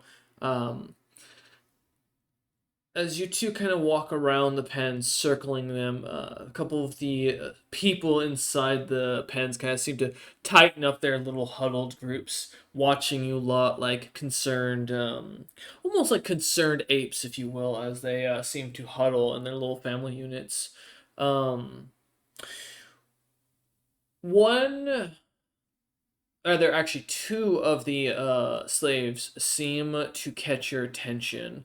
One of which looks to be a young boy, probably around 10, 12-ish in as far as physical appearance.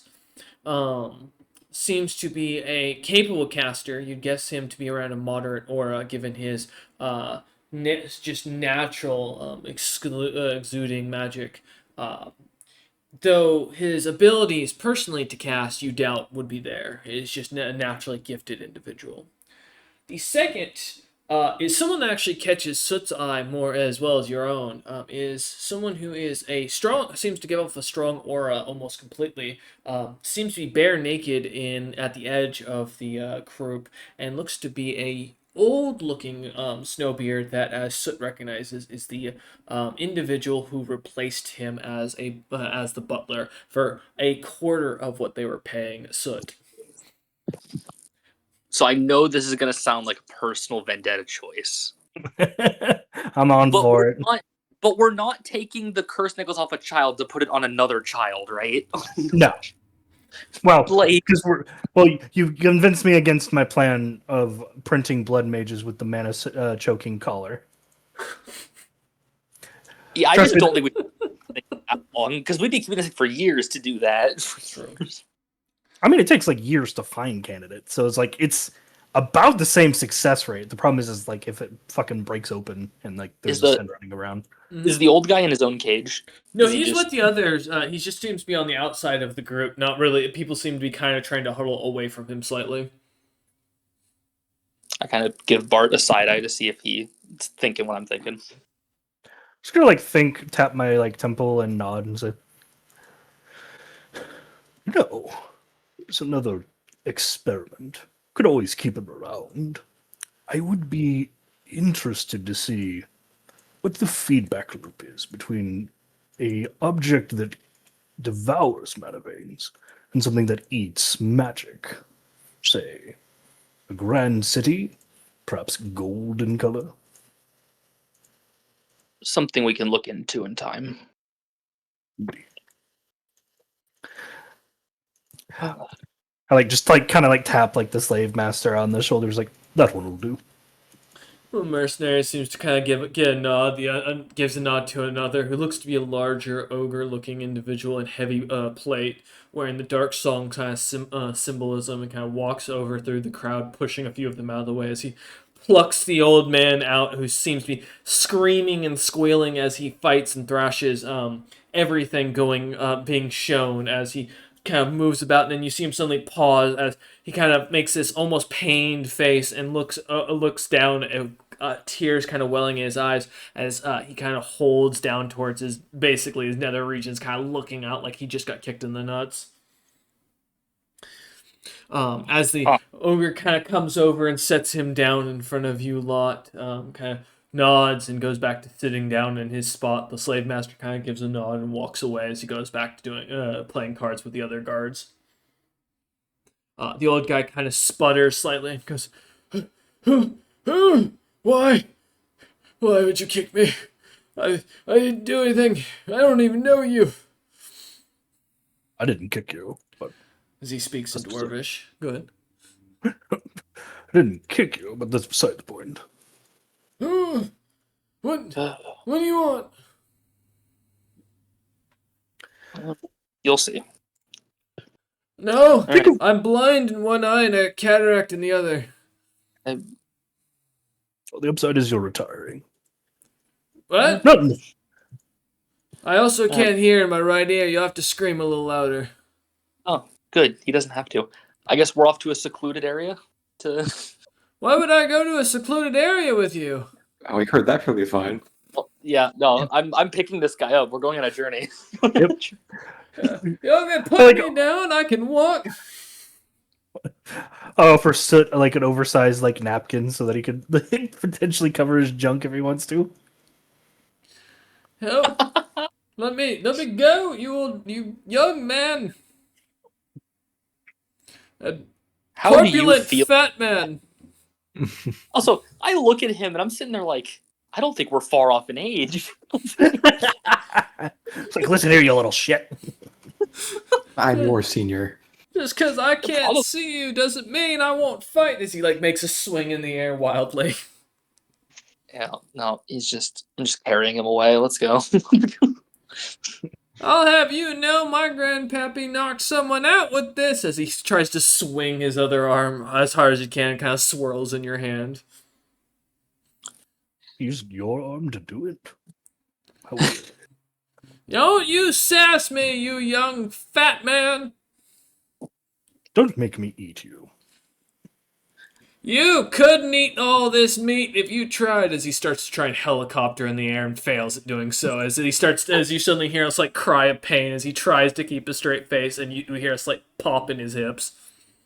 Yeah, once we're at a somewhat secluded area, I guess it's experiment time. As you kind of walk off to a side alley with another mercenaries kind of watching you lot as they stop caring after a moment of you guys walking away.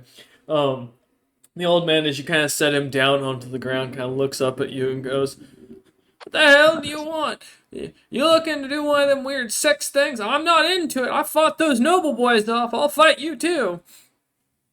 All right. Do you want to transfer the necklace, or do you want me to?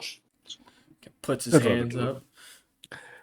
I'm ready, Feels you that- fat boy. All right, I'm holding this down. I figure since I don't have mana veins naturally, there's less of a chance of it potentially like adhering to me, because it might just immediately if you pick it up. Yeah, so I'll hold the guy down to keep him still. I don't think it's gonna be hard. That's where you find out is the old man is super strong and you guys have the boss fight. Hip That'd be thrust weird of if he was suddenly strong after wiggling and doing nothing in my arms. It's called the limp noodle technique. I got you right where I want you. It was me a- dark alley. Give me a strength check as you.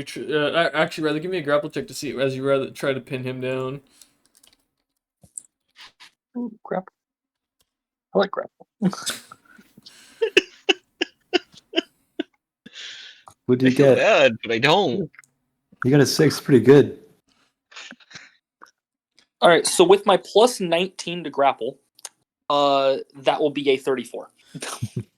As he I think a 6 is higher than wildly 34. swings at you as you grab him and kind of put him on the ground, you feel as he whacks his dick at you, trying to swing at you, just trying to creep you out. It's called As the Sabbath's bite! as It's nothing I haven't seen. as he like pushes his legs up and starts trying to kick at you and like trying to shove at you. It's not like it's a difficulty. It's more annoying as he's like sticks his foot in your face as he tries to fight back the best he can, but he's not going anywhere. He's ruffling up your butler's outfit. He's rubbing himself. You're getting old man sweat all over you and whatever's in this mud underneath him. As he kicks and screams. Bartimaeus. I'm going to like position the child like close, but not close enough where he can like accidentally get kicked, and as quickly as I can, grabbing the necklace and transposing it onto the old man. Give me a reflex check.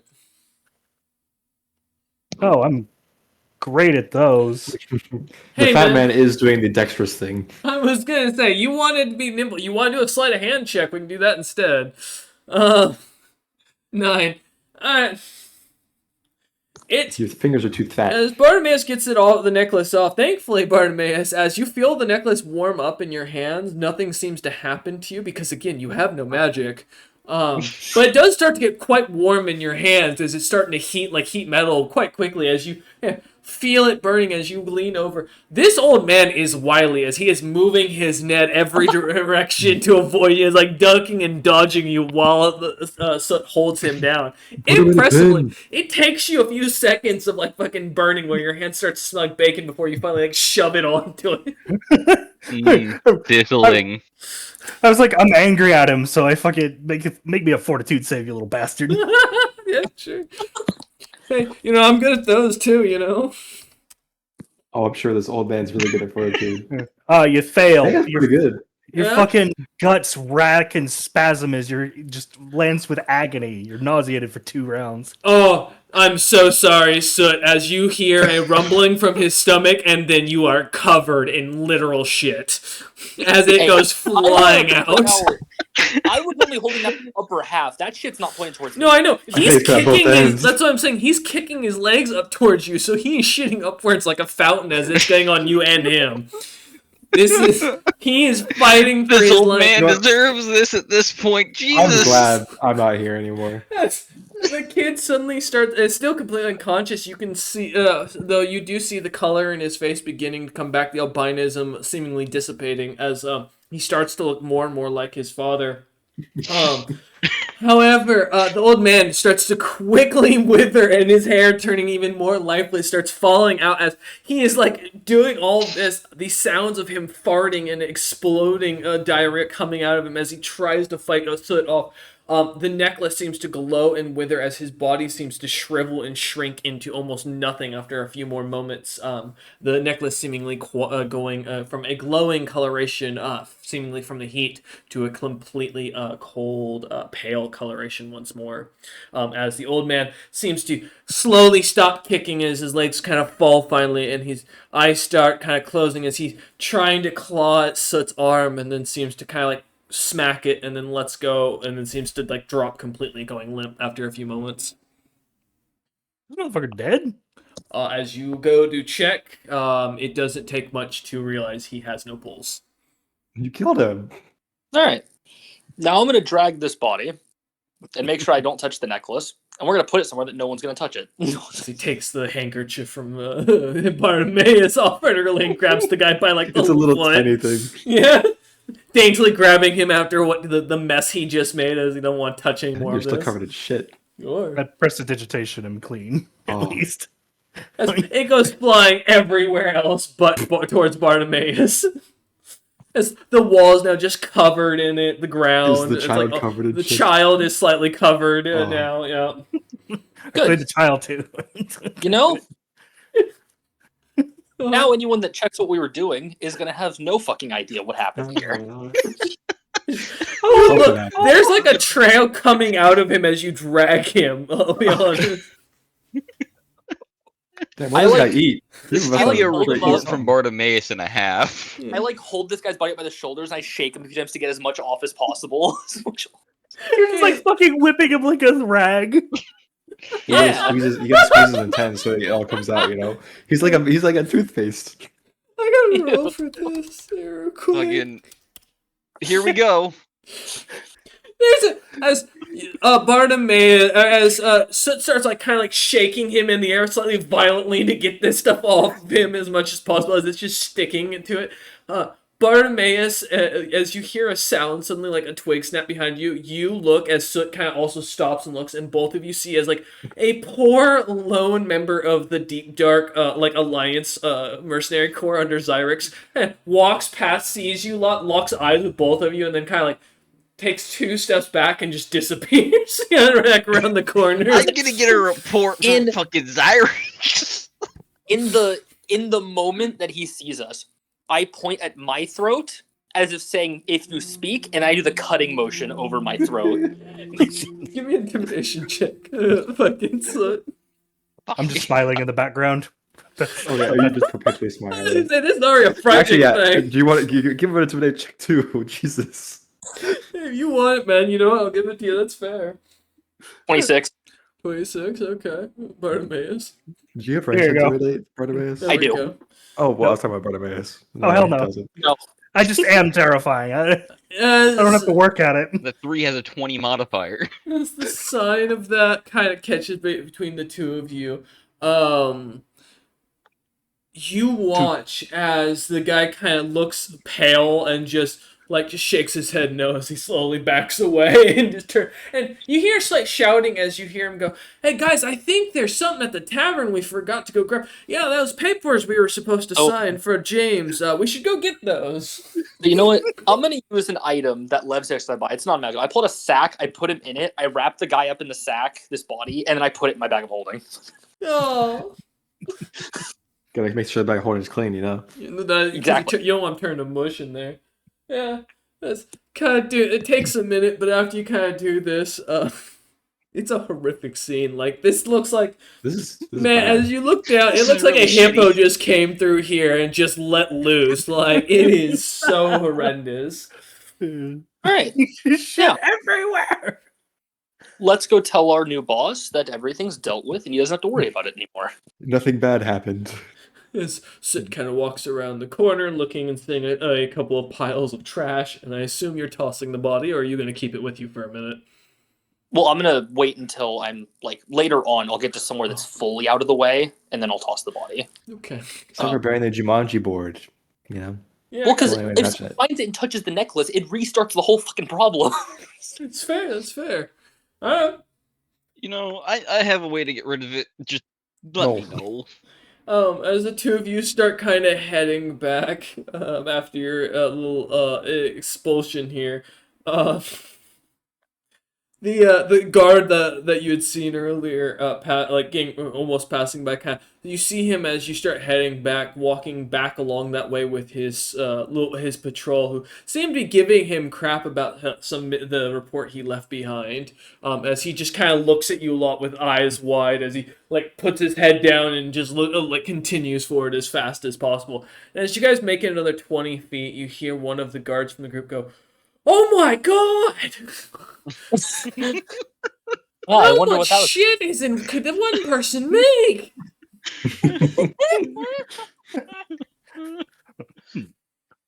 It must have been more than one person. There's no way that's one person. I'm rather a fan of Taco Tuesdays. No, god damn it. As you two continue on back to the kind of look with a bit quicker movement, back to the castle. That poor slave never to be seen again. Well, He's what gonna didn't die line soon up? anyway. He did get to retire. Y'all just murked. You're a going to the random old farm, man. buddy. Yeah, y'all just murked some poor random You guy. did just kill a random old guy. It was to save a child. There was the option to put it on an animal, but no, you opted for the old man. Correct, because they were probably going to be killed anyway. This was a pretty bad death, I'm gonna be honest. Hey, at least he got to die with dignity. Yeah, sure. See, Sure you shit did. himself. Sure, buddy.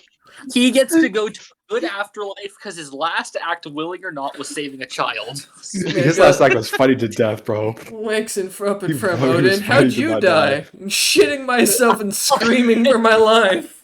As my I magic thought- was sucked out of my body. I fought to the end as it cuts to the memory of what happened. So it's got like a Oh. light scratch on his arm. Oh my god. I will say, Slit does have the slight imprint of the old man's foot across his face still as he walks away. Not like it's like indented like from damage, just from it being pushed against his face. So it's like a scuff mark. Yeah. Hey, good news, Slit, you confirmed he did wear a size 6. Oh, cool. It's a small foot. It was the only things that were clean by the end of it. He's a little old man. I mean, As you like, Was. it was. No longer. As you like, kind of taking the child, head back quickly and nimbly back to the castle. Yeah, I As turned you- to Soda all the way back. He's like, I am very sorry. I never imagined he had that much feces buried in him. that has to be a new record. I don't know what they're feeding them. That is impressive. As you Probably pass breadfruit, by, 'cause it's the and cheapest food. you see a barrel from one of the guards kind of like uncorking it and pouring it out on platters and handing it to the slaves. And it's just this brown goo that you are not. It is thick and it is Hey, chunky. that's the same color it came out Oh. as. Indescribable goo. I like It's thinking actually about it. right It's like through that the might meaning. be some great just studied bulking it. paste. But man, if I you mean, take a hey, look at Arden- it, Arden I mean, just sees food. you are a foodie by profession at this point, right? And you're pretty sure there is just a very bare minimum of like the requirement nutrients in there. This is like the lowest quality of cuts of meat. Like there's no good quality fat in that. It's all bad fats that won't help with you what you do. I assume it's like to fill your stomach in the literal sense, not in the. Yeah. As you look, it's also, as you notice, got ooze parts in it. That they're feeding people. Which That's where the shit come from. yeah, as you know, not many creatures can like actually digest ooze. Yeah, because it's we're immune to acid a lot of the time. So And it tends to dehydrate and come out chunky though when it passes. But it passes as solid as it came in.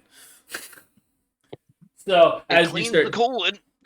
well, 30% ooze by volume by the end. yeah, basically. I do look at Bart and I motion to the kid that's being carried. And I'm like, So what do you think we're gonna do with him? Let him live out his dream. Well, He wants to be a beauty pageant kid. I suppose I could study the phenomenon, either finish the process, and he could become a blood magus, or, well, that's about my plans for him. I imagine the small one might want something of a hostage, but I think I could force the issue, if nothing else. Child is bereft, has no one to really fall back on. An orphan.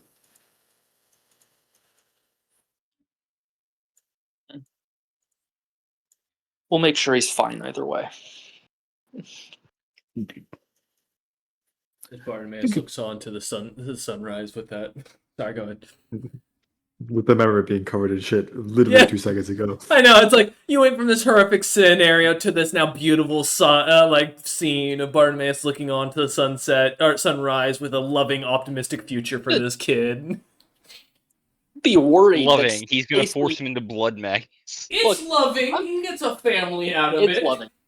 I'm just saying, you should be concerned that Soot just did not react, and is clearly implying been through worse than that.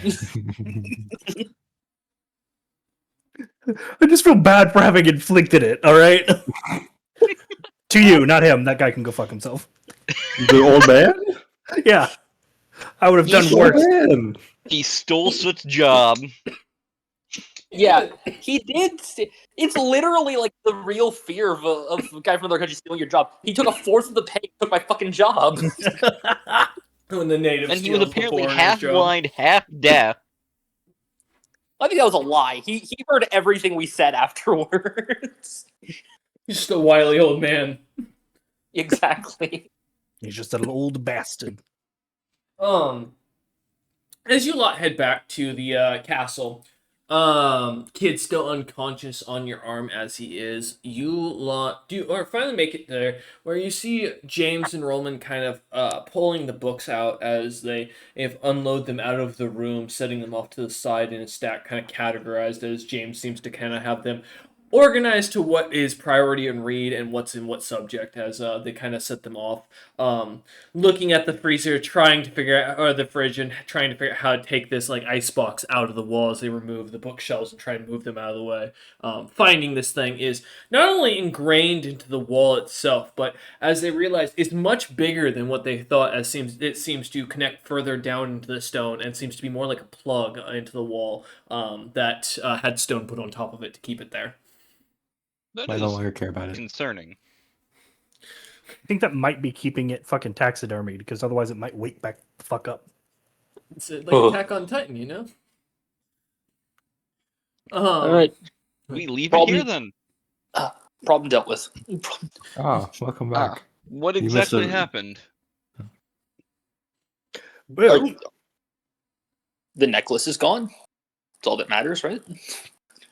Well, given that we were talking about having to transfer to somebody, Lord James, I could answer your question, but then you know things, and if someone comes looking for the necklace, oh no, I was going to simply state that we could send it off to one of the world leaders that shouldn't get messed with, or Pyrrhus would be my suggestion. I think it is best to let sleeping monsters lay. True.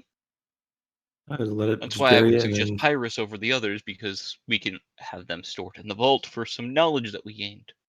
Even Pyrrhus over the years have been questionable about their morality and choices.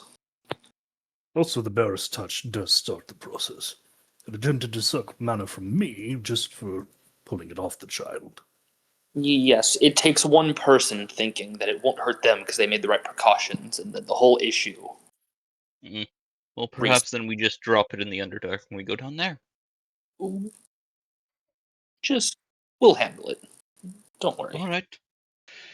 As James will walk over, I'd like to check out this child in the medical sense. I don't like that word. Yeah.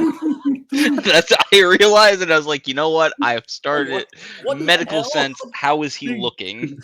The fucking magic FBI shows up. Right?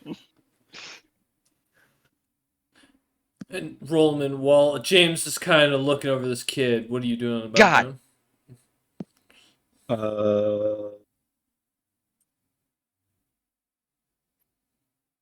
Nothing. Nothing. Okay, I want to make sure. All right, James. It's a child. Impressive. It's a child. It's It's alive. dangerous. Good news, there's no necklace on it.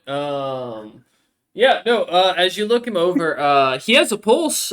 He's definitely asleep, and completely unconscious, but looks to be otherwise completely fine for a child that's probably gone through a traumatic experience, like having a rock slammed on its foot. Yeah, And it and had I'm a sword probably pointed guessing at I him. noticed the complexion is better generally too. He has stopped. He's no longer albino in color. He has lost his paleness and kind of gained a bit more snowy coloration to himself. Bartimaeus, you Now, said his mana veins were being destroyed, correct? Correct. He had about a year left whenever we took the apparatus off him. We should probably keep an eye on him and see if they recover. If they don't, should we let them recover? the sins of the father have already fallen on the sons. I don't see the I'm- point in carrying it down the chain.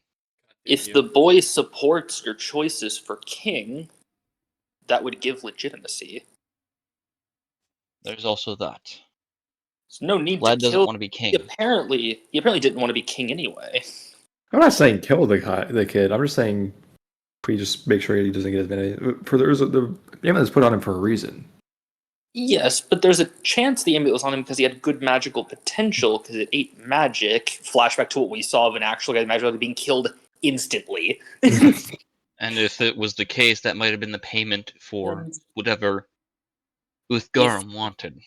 If he has that much magical potential and he's trained over the next years, he could be very helpful.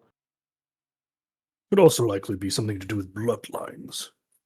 Some things are more innately resistant to, say, corrupting influences. That's why I'd like to see him recover. And if he wants to just research magic and learn, I'll set up that position for him. So I can give him a fine opportunity if his mana veins don't recover. We're I always figured.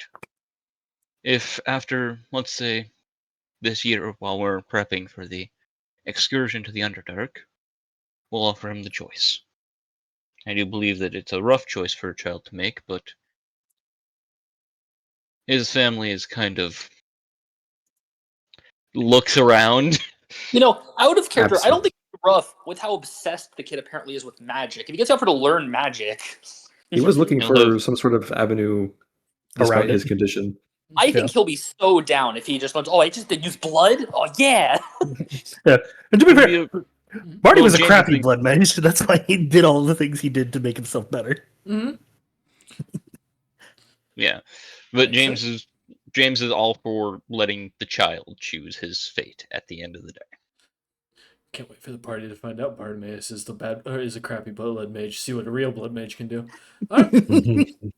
As I assume, Bartimaeus, you're gonna kind of set him onto one of the chairs, kind of that's set aside for the mini nobles to kind of, when they get tired, kind of sit down at.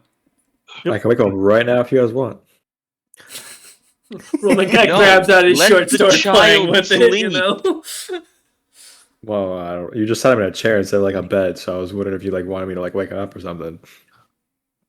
No, natural rest will do him some good. Fair enough. Plus, he's been in there eating. By the way, that icebox in there, that's something on the level of the Golden City. Think Yeah, for a moment. That sounds like the Vencost. Yes. It tasted pretty good. The food is amazing. As you see Ooh. some discarded plates off to the side and see a T-bone steak bone kind of sat there, and a couple I'm empty glad- bowls. While we were working, they were feasting. Hey, we categorized. You look over, you see piles of books. Yeah. I will With say, the almost all the unlocked journals categories set are aside written. at a very specific point. Yeah, all the categories are written in James's handwriting. I'll look through them. Probably immediately notice the Fey books and go buck wild. Yeah, so they are Can you read categorized Fey? as expenses and understanding of literatures, magic, Fey, or Fey journals, and then one specific General section history. called Spicy and the Rolleman, as it has one book on a fighting style that Rolleman had picked up from earlier, the Dwarven one, and then the other one is a rated X journal about a bard's experiences in lovemaking with a troll.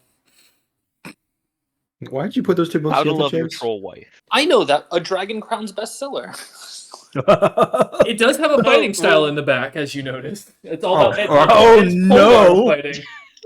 That's why I roll them in. That's all yours. There's also a section set aside for probably history. Yes, I did say that earlier. Yeah. So we'll get those moved. We'll probably put them back in the room after this organized. Dwarven belly fighting. Oh, That trust me, you sounds- also should keep an eye out for the dwarven dog pile. Well, it's more I was considering learning that fighting style. Might come in handy. I like pat my fucking stomach. No, that's a fair point. I'm sure you're hardy in constitution. You have no idea. Oh, we still have the. We still have to deal with the nobility naming. Well, the honoring of the crew, really, but I think we're set here. Bartimaeus, do you think you can keep an eye on. As James looks to the kid. The But- kid sitting next to the giant pile of books that Bartimaeus is already looking at it. Yeah, go ahead, Bartimaeus, sorry. I was like, gladly. And I just like have already sat down and like am reading books. Yeah, cross I've just propped one up in the kid's and lap if you- so he has what to read. If I'm guessing James Yeah, would have love found out it. if Bartimaeus read Fae. No, but I'm very interested in being able to. So there are pictures in there as he's kind of looking and trying to decipher pictures. If the you- words. If you figure anything out from them, please let me know. Of course. Anything that is of interest, I will naturally pass along. Yeah. I will note, Bartimaeus, one of them is a young teenager of one of the noble four-season courts' personal journal, and it has some very spicy pieces of reading in there. Well, I gotta learn the curse words along the rest of the language, so. That's true. We have found more smut than anything else in this. You for know, books. hey, did you Thankfully, know the what's kid really can't read funny? them. In history, most of the history we know from a lot of the major periods that we are kind of lost on come from smut. Because I'm you know just- what? The we Karma found- Sutra tells us more about ancient India than you'd believe. That's true. We found James Dragg's Dragon Lair Karma Sutra. Also, the Kama Sutra is a lot less smut than you think it is. It is, but that's the gag. We found How to Love Your Troll Wife, essentially. You know? Why? And the now fact we that you're have- keeping track of this. The Four Seasons Prince's Escapades. Alright, so And- Sid doesn't like this. I'll have to prepare the food for this honoring ceremony that we're apparently doing. Yeah, it's lost all interest now that the child is fine and the situation's dealt with. Just turns and like leaves like any good butler, completely silent without anybody's notice. Look, the Lord said, "Oh yeah, we have to do a naming ceremony." It's like, oh well, I gotta get cooking. I got work to do. Jesse, we need to James cook. will Exactly. gathering up some of the weapons from that were the for show weapons Mm-hmm. that were in the armory. Mm-hmm. Any of them that are uninscribed really right now, I will bring with me to honor the 10 dwarves, Okay. those 10 snowbeards, and then I have a plan for as James will look at something and yeah, I have these. These will work. As James kind of heads off on his own as well, leaving. Oh no, I'm dragging Rolleman with me. I'm not allowed to be alone. Oh, okay. All right, Roland. Congratulations. You're Should have made 7 babysitter. dwarves. God damn it, Roland. You two head off. Bartimaeus beginning his work on reading through the books. Soot working away as he cooks in the background. So we'll go down in order. Soot, if you don't mind, give me a profession cook or profession butler in this situation. While you do that, Bartimaeus, if you can give me a decipher script for going through the Fey language and see what you can learn. And James, go ahead and give me a craft weaponsmithing, please. Rollman, give me a profession mercenary or profession babysitter of James, depending on. What do I have my bonus on professional babysitter of James? At this point, you deserve a 10. I'm gonna be honest. Like, Plus 10? yeah, you know. What kind of skill check is it? Intelligence, wisdom? I feel like that'd be wisdom at Profession this point. is It's experience. Oh yeah, Wisdom. professions are all wisdom, but yeah. All right, I got you. I'll roll that one. That's funny. Let's see. That'll be quick. Right. Perfect. 18. 18. All right, kind of going down once some more. Soot, as you easily with 47 managed to start whipping up a feast. Although it's a bit annoying that James didn't warn you ahead of time about this award ceremony thing that you were going to be cooking for.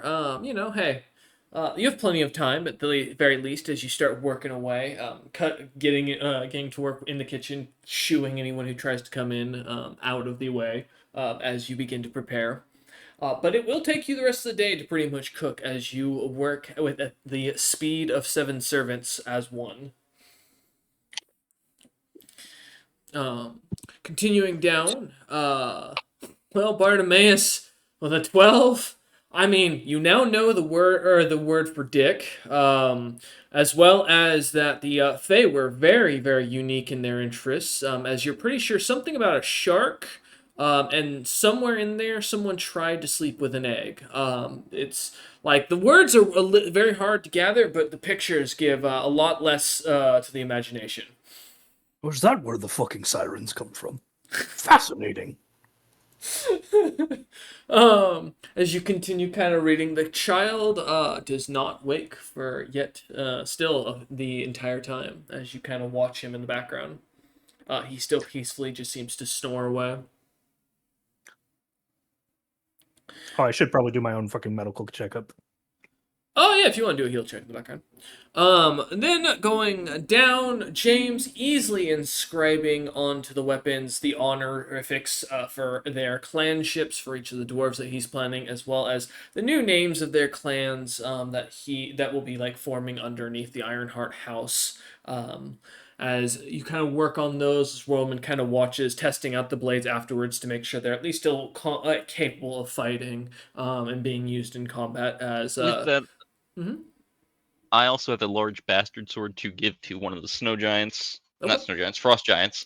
Yep. That I'll inscribe with the for the fiefdom of Greg's Maritom. Okay, gotcha. Oh, hey, excuse me. Woo.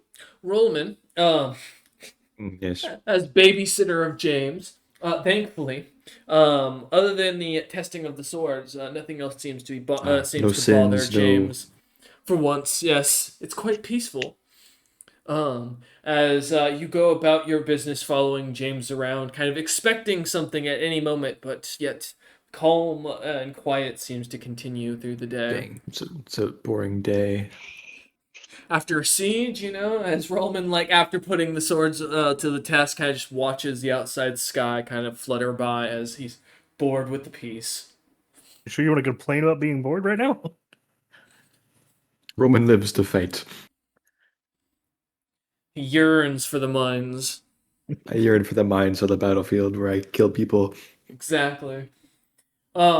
As you lot, whereas you lot kind of gather back together come the end of the day, the city seems to gather outside or in the courtyard as many of these snowbeards from the town that have kind of settled in and or set themselves up now that have moved back into the city or come in for as part of the merchants. Gather to enjoy the festivities of the local lord and his generosity, i.e., they're here for the free food and drinks. Alongside the many mercenaries who've kind of started acting as a semi-police force and guard force while they work about town waiting and preparing for the expedition itself. As the night kind of goes on, James, give me a diplomacy check. All right. All these guys are generally liking of me, so that's nice. All Oh, these famous last words. swords are a Now they all circle, hate you. buddy. Yep. You about to get Julius Caesared? Oh, that'd be so funny. He's gonna take the sword that you hand him. He's gonna stab you with it. Yep. So it's gonna have to just be like, no, don't say that again, James. God damn it. I really thought you rolled a nat one there for a second when I That's not saw a that. one. No. If I would have, you would have immediately heard me go, no, I roll again. Um. I have the feet pulled up for it too. I was ready. As the night goes on, the feasting kind of starts as Soot's food is kind of immediately loved by the crowd as drinking begins, and overall the crowd is somewhat jovial as you lot begin to kind of mingle and have a bit of fun talking and meeting with people as many seem to discuss and show an interest both in the expedition as well as joining the Ironheart Merchant Company itself. But as the night carries on, things seem to settle finally down as people kind of sit down for the final main course of the dinner.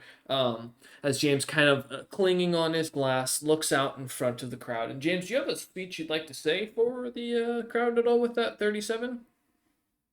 I actually kind of do. Sure, feel free. Let me get back to this because I was challenged for something.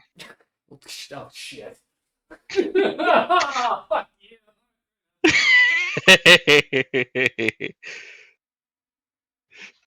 Well, Yes, we can do. I thank you all for coming, and a special thanks to the people that we will be honoring this evening. There is much in this world that we have to gain and much to lose. They have put their life on the line for me, so I shall reward them accordingly. To each of the survivors, I will be bequeathing they will either have a clan under my house, or they have the option to join my house. And as I gesture to the hag-blooded frost giant, for this individual, they will be placed in charge of my fiefdom in Greg's Maritim's lands. I think we all can agree that I've been lucky. Lucky with crew, and lucky in meeting all of you. So, within all of this, I can say very surely that we have succeeded plenty. And with the last problem that we had about the siege dealt with today, this shows that we are done with this and can look forward to the expedition. And I'll leave us with this line. All things that are with more spirit chased than enjoyed. As James says this, the crowd seems to kind of go quiet for a moment and then kind of begins to slowly clap as it slowly turns into more of a thundering roar as James kind of takes a moment to bow. One by one, those who are being honored kind of coming up, receiving their weapons, as those who are sitting and watching kind of enjoy their meal and watch the ceremony.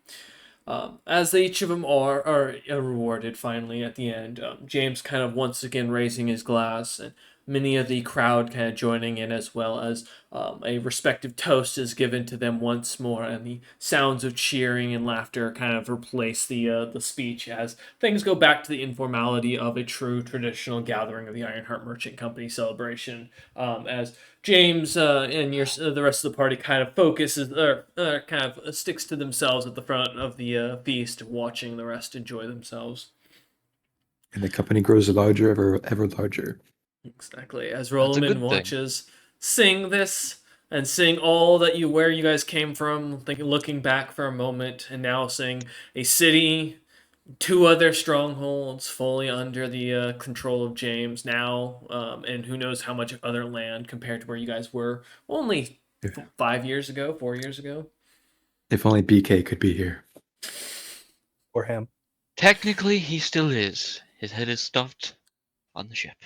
I forgot you did that. That's I didn't do that. The crew did that, trying to make me feel better. They did.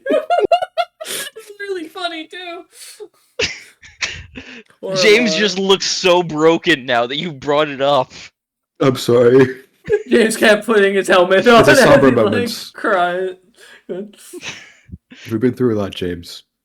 At least the bucket made it.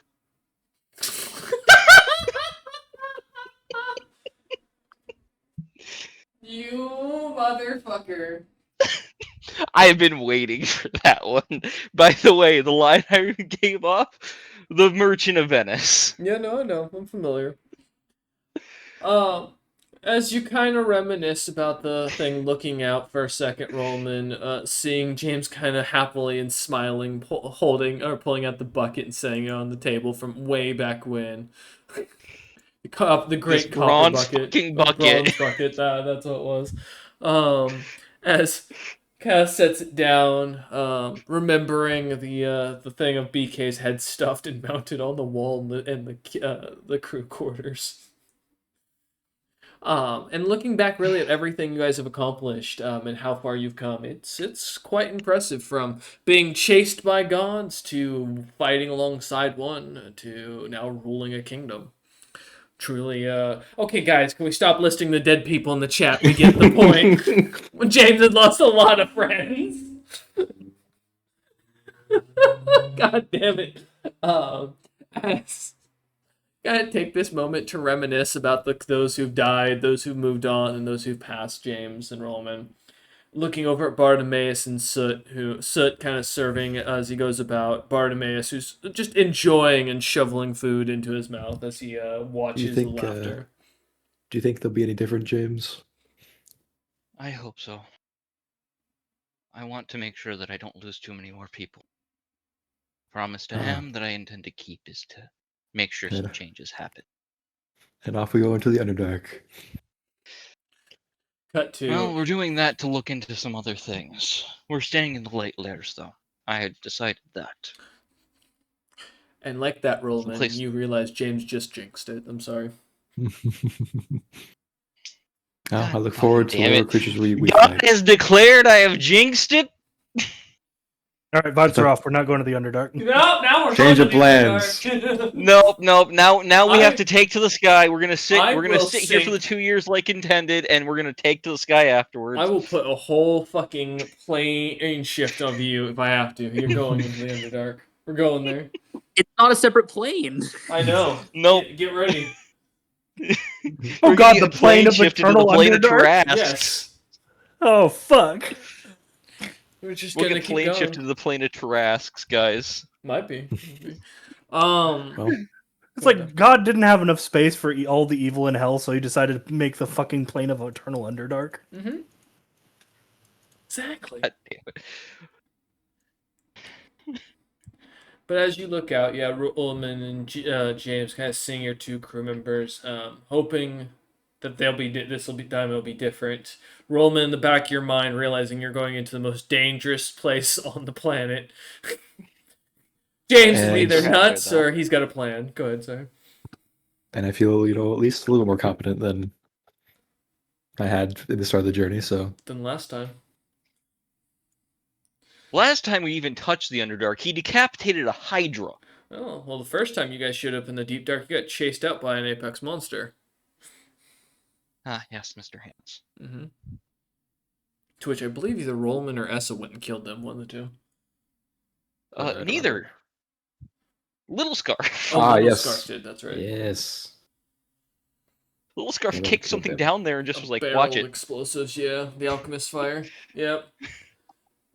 But as kind of looking at this, the somber moment, the realization that things are now going to get much grander than what they were. You're no longer a merchant company. Now you are a country, a nation, a lord, and now you have responsibilities of thousands rather than just a few hundred. James already making plans to shove all this responsibility on someone else so he can keep traveling. I get why Magro likes his vacations. But as Yes, you yes, so do I. As you two kind of continue to enjoy the night, the feasting kind of goes on. More celebrations and drinking are had. Um, Things kind of die down late into the night as the last of the many mercenaries either pass out or begin to head back into their living quarters within the city. Soot kind of cleaning up the majority of the plates. Bartimaeus still having yet to find an alcohol that can actually knock him unconscious. Even the dwarven ale, as he was challenged to, not doing anything for I him. do have a little gift for Bartimaeus because I was digging through some items. Yeah, as you lot kind of gather at the end of the night, now the party kind of coming to a close, the band quietly playing a light lullaby as you four kind of gather. Bartimaeus, I was going through some things that I had stored away in a chest preserving elsewhere, as James hands him 5 vials of hellhound blood. Oh my. It's very warm. Very old.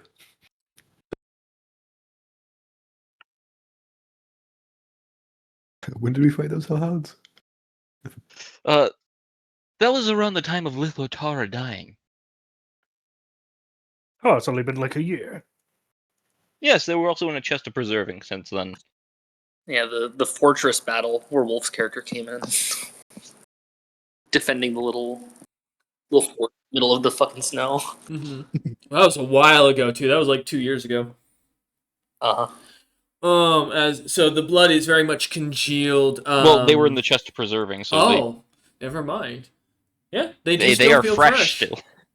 It's not like the water skin with the Golden City's blood in it. No, if I still had that, I would have given it to him and been like, "This is probably useless, but it's Gold City. It's the blood of the Golden City." Right. That's mine. It's I true. got that. Um, It's gone though, so it's true. I don't have it anymore. But Bartimaeus, as you look over the vials, it's pure, and the blood is quite fresh as you kind of take a look at it. You haven't seen a hellhound for miles from here, around here. It's a bit cold for them. Yeah, a little bit. Well, thank you. I'm sure it'll help greatly in the experiments. I figured it would. And thank you as well, Soot, for entering into my service. I also hand you each a copy of your contracts. Fully copied and ready for you. Perfect. This is Bartimaeus the moderately obese. No, I'm the Bartimaeus the corpulent. Translation error. Where's my girth in the contract? It should be being absolutely fucking massive. Yeah, I am immense. I know. Oh my gosh! You every two are time- allowed to act as you will in defense of myself and the company, even against those that are already working for us. You two and Ruleman are the only 3 that have such authority outside of myself. Excellent. I'll make sure to not abuse it overly. Please do not run random experiments, and if there's something big that happens, please at least inform me. Roland already doesn't tell me things until they're either already happening or they happened a while ago. Which reminds me, Roland, you said something about an Ugbo problem in the city? There was a impromptu church thing, majig, after you exploded. I found my way in there. It's got some flesh, some sort of creatures in there. I didn't get a good look at them. We'll have to go deal with that.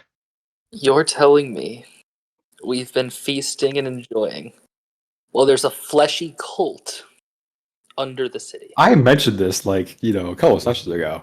Soot was has back not- there. You weren't Yes. Soot wasn't around. Soot has not been told about this. Fair enough. Likewise.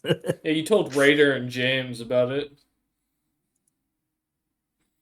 As you And then mentioned, James got distracted with shortened lifespan and other problems. Yeah.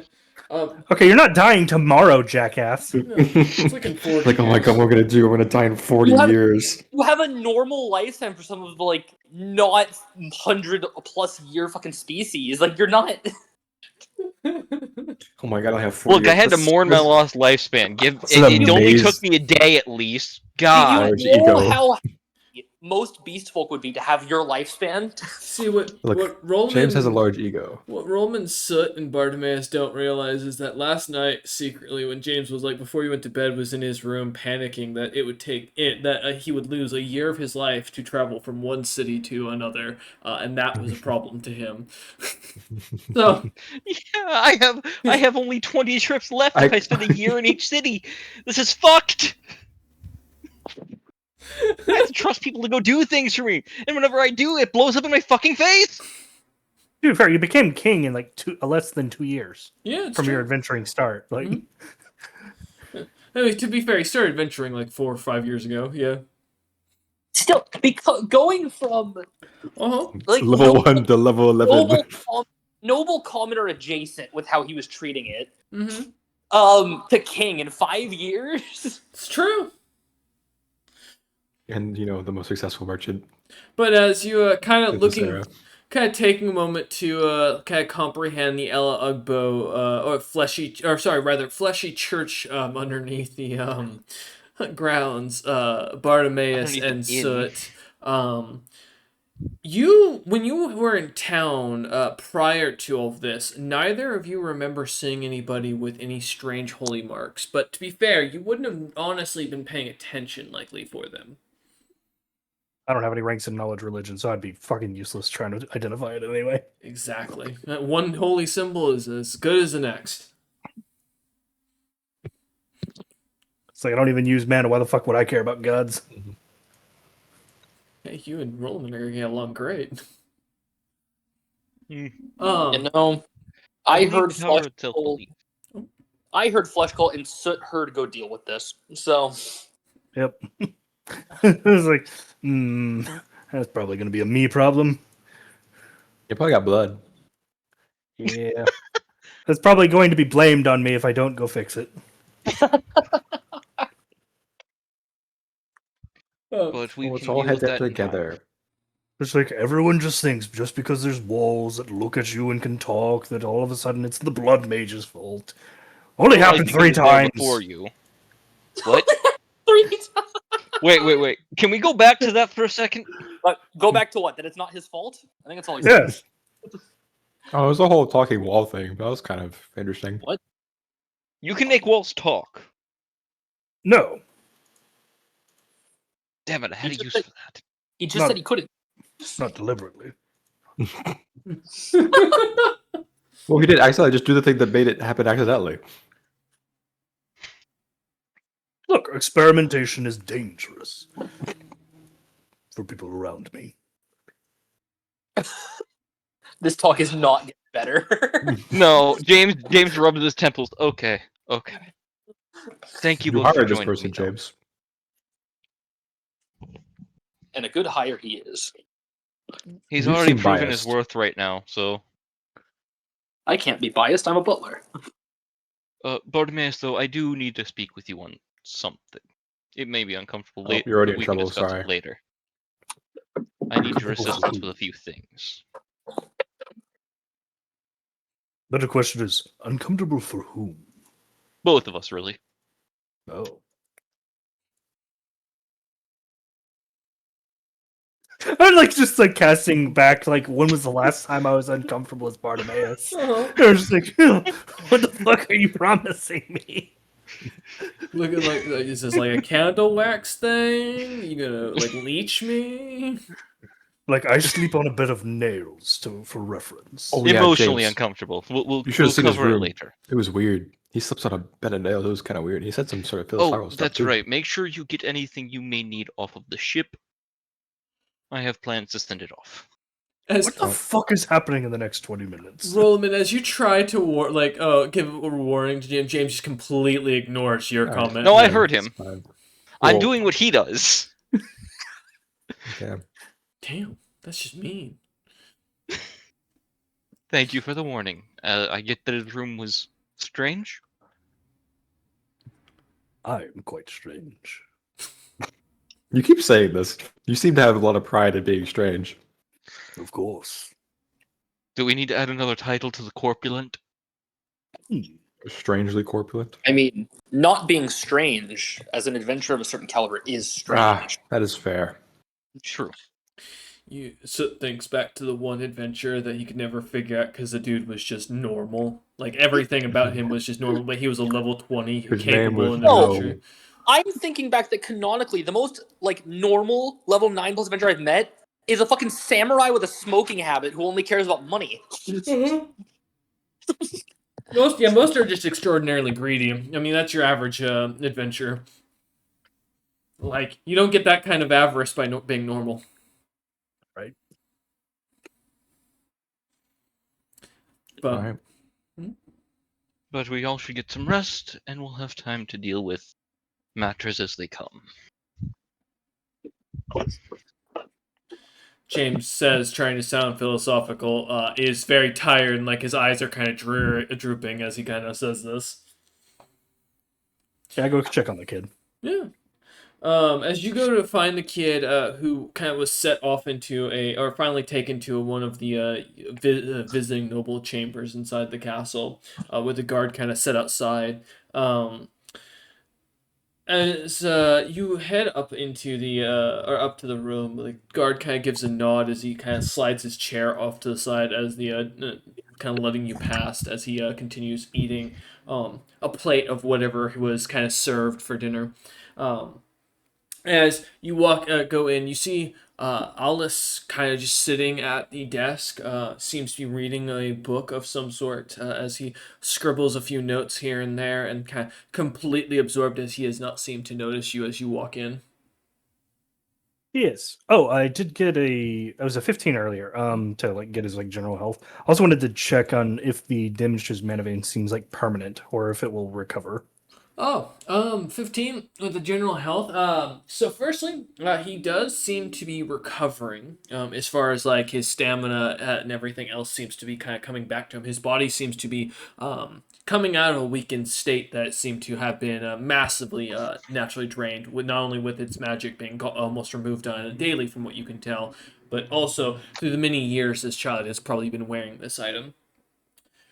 Secondly, his mana veins are beginning to flow once again. It's not like at an exorbitant amount, but it is quite quick for someone who of his age to be recovering this quickly or this fast with what kind of damage was done. But his veins seem to be able to take the flow as his magic seems to be coming back slowly but surely. I just kind of sigh and it's like another protege bites the dust. Oh well. As he continues absorbed in his studies, yet to notice you as you continue writing away. Is there anything else you'd like to do with that, Bartimaeus? He's gonna stare ahead of him. Fucking sleep paralysis demon. It kind of So- is. To not overly traumatize the child because I think he was probably in shock and didn't really like get a good look at Bartimaeus before. You know, Bartimaeus does something that I think might come as a shock to most everybody ever, and pulls out a small sort of doll-like creature, his homunculus, Mr. Jangles. This isn't being any better. Is it this together with like creepiness just people's went up. skin? Well, it's got like little felt on it, and it's like made to look like kind of like as much as he can like a cute doll. He doesn't have particularly good sewing skills, but it's a lot less creepy than Bartimaeus himself.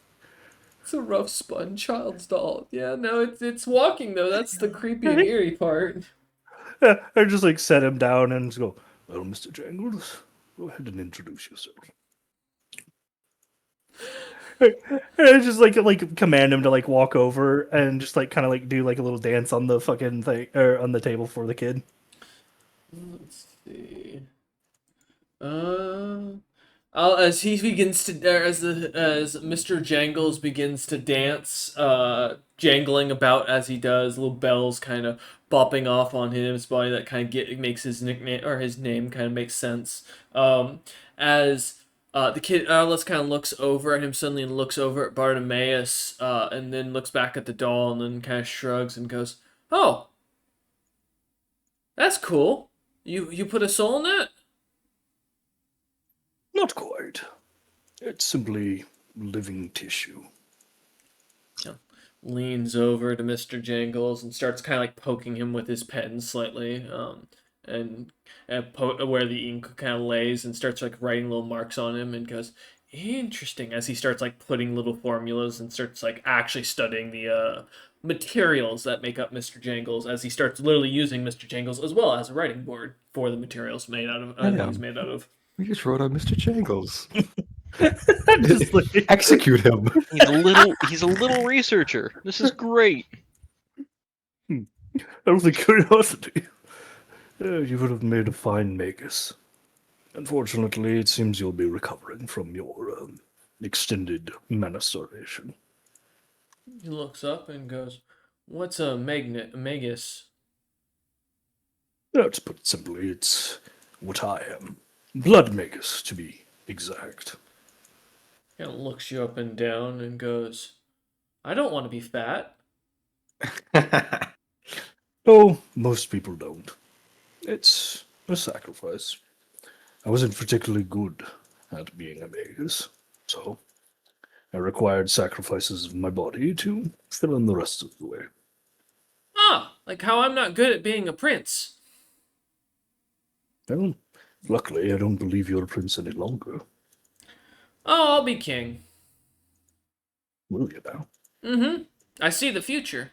Well, technically, I'm told the future by the lady. Which lady is that? Ooh. I don't know her name, but she's really nice. She has a sweet dog.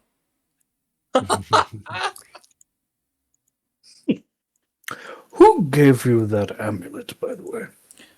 My father's advisor. Which one is that? He was a cloaked guy. I don't remember his name. He's leading the forces over against the Bronzebeards, though. I see. Mm-hmm. That's what I heard in the war room. Did you sit in on many of the war room conversations? Oh, yes. I had an interest in the strategy and study for a little while before I learned that magic was much more interesting. Makes sense. I find it fascinating myself. They called me, oh, what was the word? Prodigy. When it came to military strategy, I used to do all my grandfather's strategies, but then they kicked me out for some reason. Ah, adults get rather upset when you outshine them. Mm. It's around the same time that my father ended up well, disappearing and then coming back as whatever that was out there. You see, Mm-hmm. your father is just Gotham himself, right? No, it's Julius or Julium, the prince to be, the actual heir to the throne. You'll have to forgive me, I'm not as learned on dwarven politics. Oh, you should. We dwarves are way better than everyone else. I'm sure you are. So what is it you're studying now? Ah, this is the history of the Frostbuster clan and their many unique magics that we managed to steal from them. I've collected notes from different books that I've been rewriting with new magical formulas. I'm also theorizing about the treasure horns magic that managed to get them the ability to hunt those carp things that they like to make a lot of money off of, as well as the golden egg things that they collect. I figured out the magic for the most part. Now I'm just figuring out its natural applications.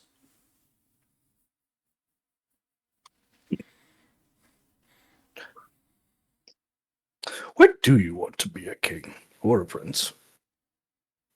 Why do I? Yes. I don't. Then don't. I don't have a choice. I'm sure you do. No. Just like Julian will be king before me.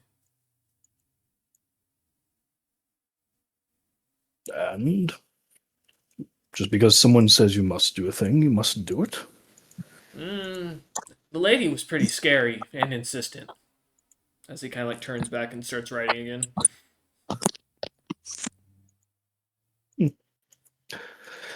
Well, you're your own person for now.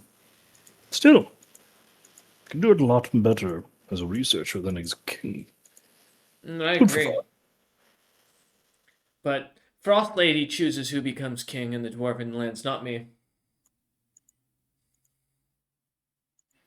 Well, history is filled with those that tried to. Some succeeded to defy whatever destiny somebody put them on to. Just like what James is trying to do. Something of the sort. You should warn him. You know that, right? Warn him about what? Warn him about the truth about you. And what's going to happen to him. I like just look at him very confused. He looks at you and kind of tilts his head as he kind of like, as he stops writing and turns around and looks at you, and his eyes kind of glimmer this crystal blue light color as they completely cover over. And he goes, almost speaking in perfect prophecy, he goes, "Yes, when you find out the truth of the four groves of the blood magus, he will then be sacrificed and offered to the purity of what is to come. It's the only way that you can save the world, don't you know?" As his eyes kind of flash back and go back normally, he kind of looks at you and blinks a few times and then just kind of shrugs and goes back to writing.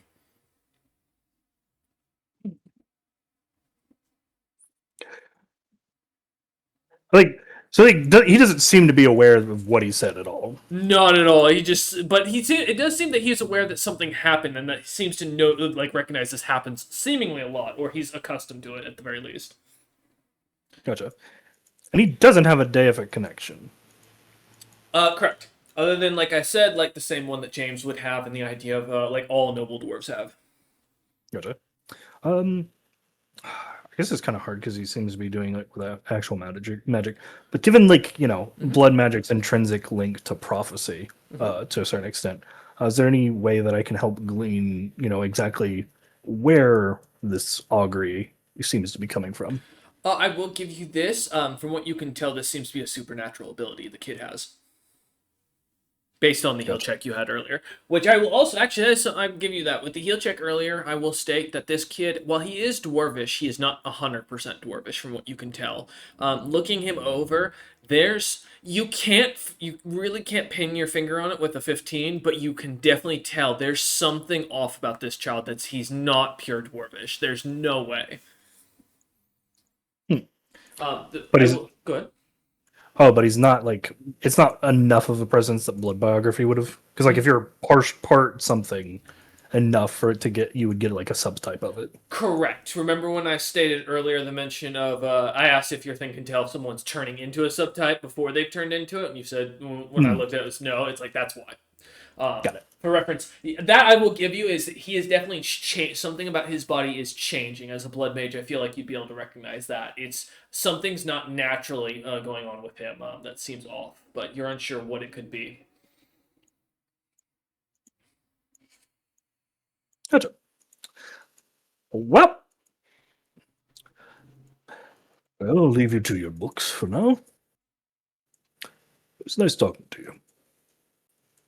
He kind of looks back at you and goes, "You too, and Mr. Jangles." Oh, I open up my coat pocket and let Mr. Jangles jump back in.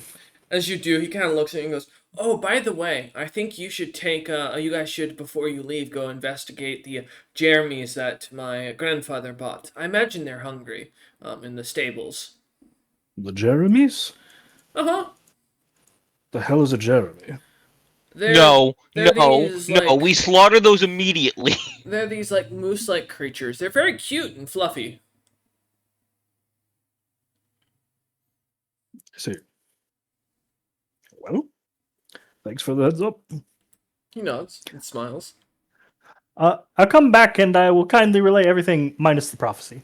As you come down and see kind of James, Rollman, and Soot kind of inside the, kind of standing in the main hall of the castle as they're walking back from retiring. As you come down and kind of fill them in as the party kind of goes to gather back in the kitchen as Soot begins cleaning through the dishes. Yeah. There's what out there? I'm guessing Jeremys are the same thing that I know of them as a player? Yeah. The moose that eats magic? Yep. Those are dying immediately. But their name is Jeremy. They might be cute. Why are we killing Don't them? care. They eat magic. They are cute. I could just stare at James. Like, could just sell them. Magic racist. If you really don't like the animal, you could just sell it. They will be gotten rid of one way or another. I do not care how. They leave. Adding a note to Soot's notebook, hates animals. No, You got the tour. There's animals on the ship. Yeah, and I also heard him out loud say he was going to kill one to get the necklace off. That is true. He did say A that. That is calf. not a point. A calf. Yeah, Which on a is baby even animal. worse. He's going to kill a baby. True. That's not better. I was trying to spare people life. People life is overrated. True. Yeah, look at this kid. But He's I'm all glad fucked he's up and awake. weird. I guess I should probably. Did you inform Says him you. that? And since he's recovering, did you inform him that we'd be happy to give him opportunities outside of that he thinks is going to happen? Well, he doesn't seem to much care. He's a bit lost in his own reality. Yes, and I'm guess the Frosted Lady. Whatever he claimed her to be. I have an idea of who that is. Well, more power to you. You naturally. Oh no, can I go can't talk fight to him. that. Well, I meant you can go talk to him your damn self. Turn Oh, afraid. all right. Not literal. I'll probably do so.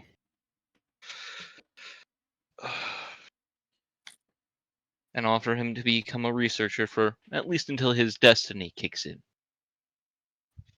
Upside is you might not be king for too long. Downside is I may get killed. I just think back to the prophecy for a second. It's like, well, we all have to die sometimes. Just Sense motive. Yeah, good. Go He ahead. has not been that dour at all. Yeah, give He me definitely a bluff check there, Bartimaeus. He definitely has been Yeah. sour the whole time.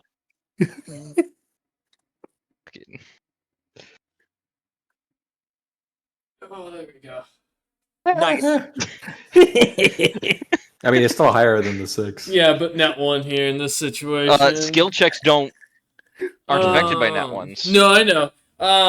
But in this situation, given the context of what James has been able gathered from Bartimaeus before, it's hard to gather if Bartimaeus is bluffing on this or like means this in a literal sense. James, you're not fully sure what he could mean by this.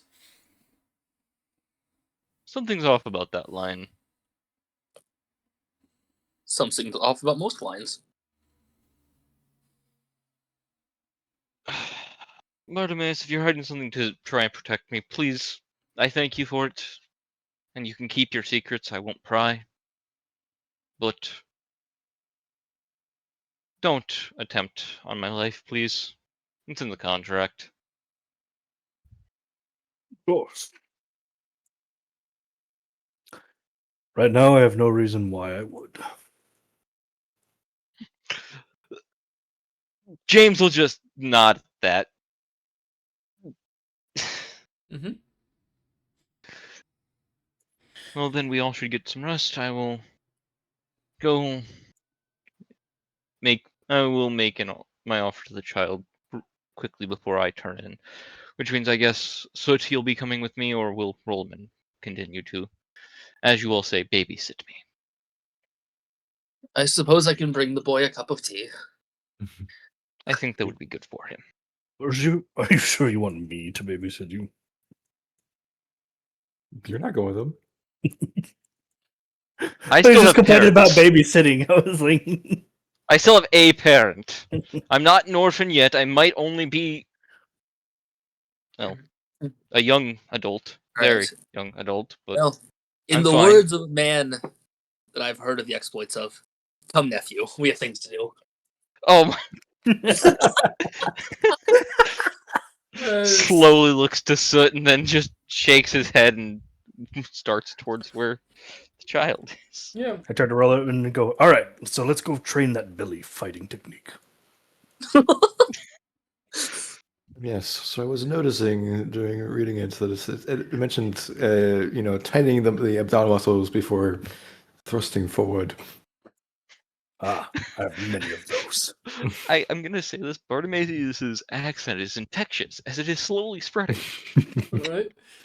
I love it in the background. It's just gonna be you're gonna hear suddenly a loud fleshy slap as Rollerman slams into something and bounces off Look, of I've got abs of Bartimaeus. steel, but he just has sheer mass. It's not the fact that he's stronger than you. It's his force plus your force going into his absorbing belly that shoots you back out. It's like in Kung Fu Panda. Yes, Oh. you are Poe. This fighting style was made for me. I Bartimaeus can like feel the power. he slams his legs and then kind of like takes up a sumo stance. As the two of them start kind of going at in the main hall, getting away from the kitchen so that they don't mess up Soot's little setup. The James and Soot, as you head upstairs, Soot with his black ivory tea set kind of already steaming in the background as he carries it up behind James. You two kind of walk up past the eerie-looking castle or palace artwork of the mini Venkos seem to kind of keep their eyes almost following you at all times as you pass by it. You walk over towards the door and give it a knock. James, I assume. Yeah. The door kind of opens slightly as you see Alice kind of peek out and goes, "Oh, hi. Hi, Alice. What do you want?" I was hoping to talk to you, and I asked Soot to bring up a cup of tea for you as well. Oh, okay. Are you gonna kill me? As he opens the door. I have no reason to. Well, my father would have killed you, I imagine, if he had caught you, so I figured I was dead. My point of view is the sins of your father shouldn't fall on you. So he kind of takes a seat at his little desk, kind of ushering for you to grab one of the chairs from the table off to the side as Soot kind of brings the table over and sets the tea set down and starts pouring tea. Now, I also came with an offer. Mhm. You're a smart young lad, and you seem to love your research. I can provide you with an environment to do so. Alice kind of nods, taking the tea, and kind of smiles as he drinks it and giving a nod to Soot. Before he looks back over at James and goes, no.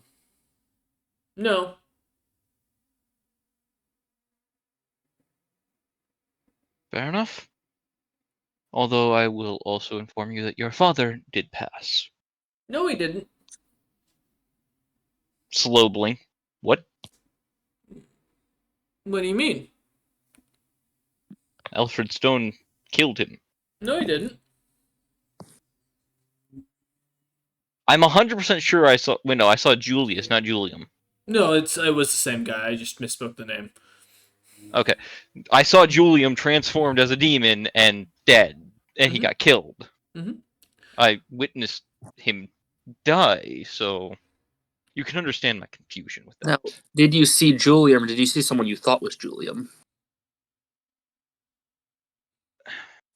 I can't say for certain then. If it was something transformed to look like him, it was very, very convincing. I'd met him a few times before. My father wasn't.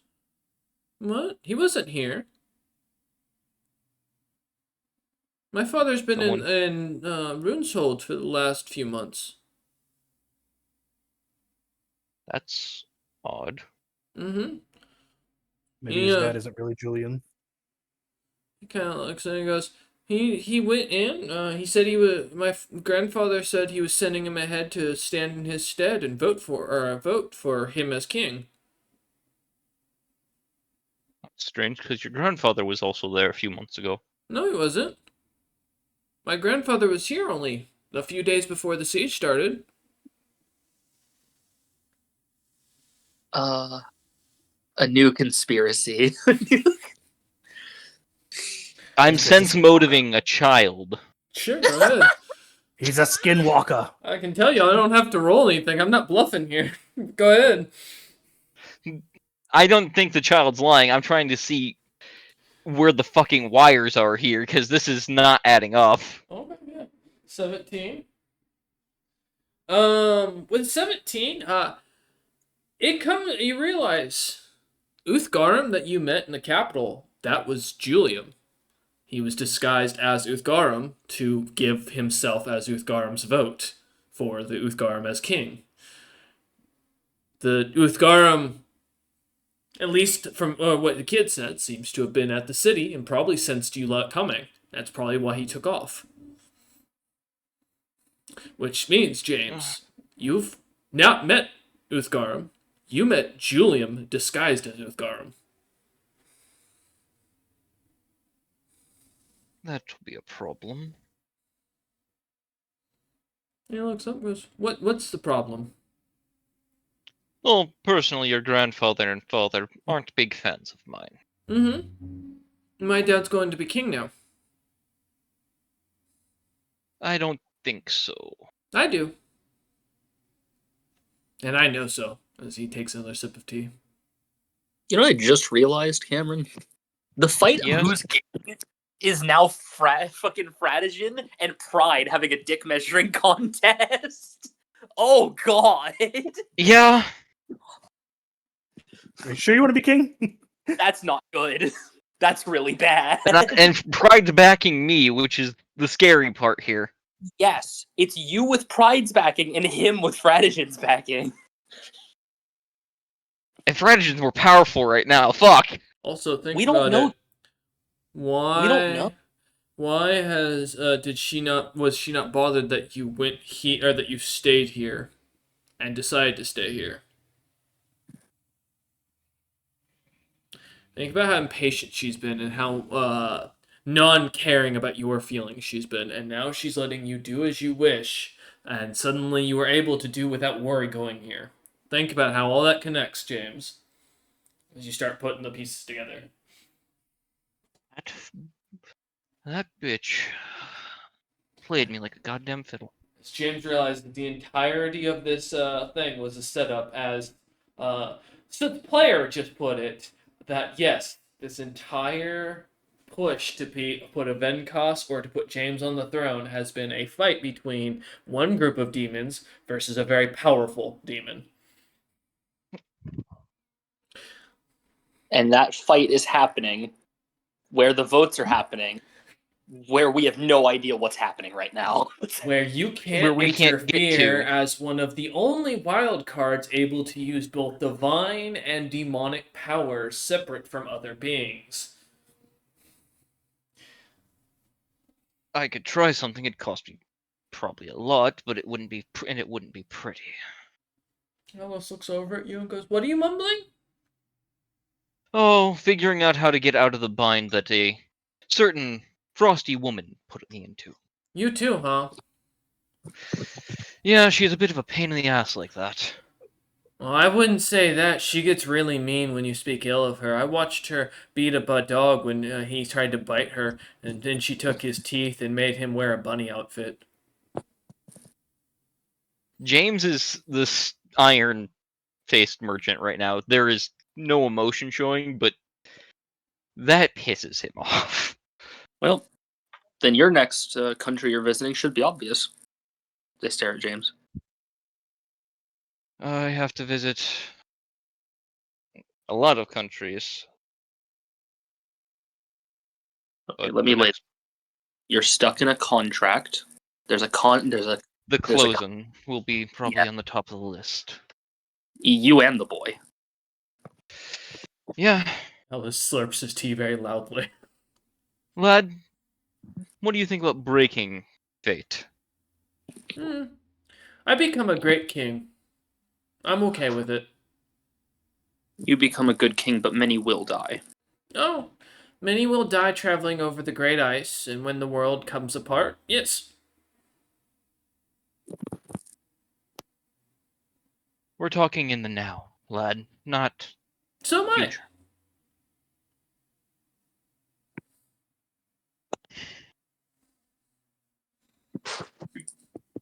You can still be a great king and not be bound to the fate that you currently are. Mm-hmm. But I'm scared of the Frost Lady.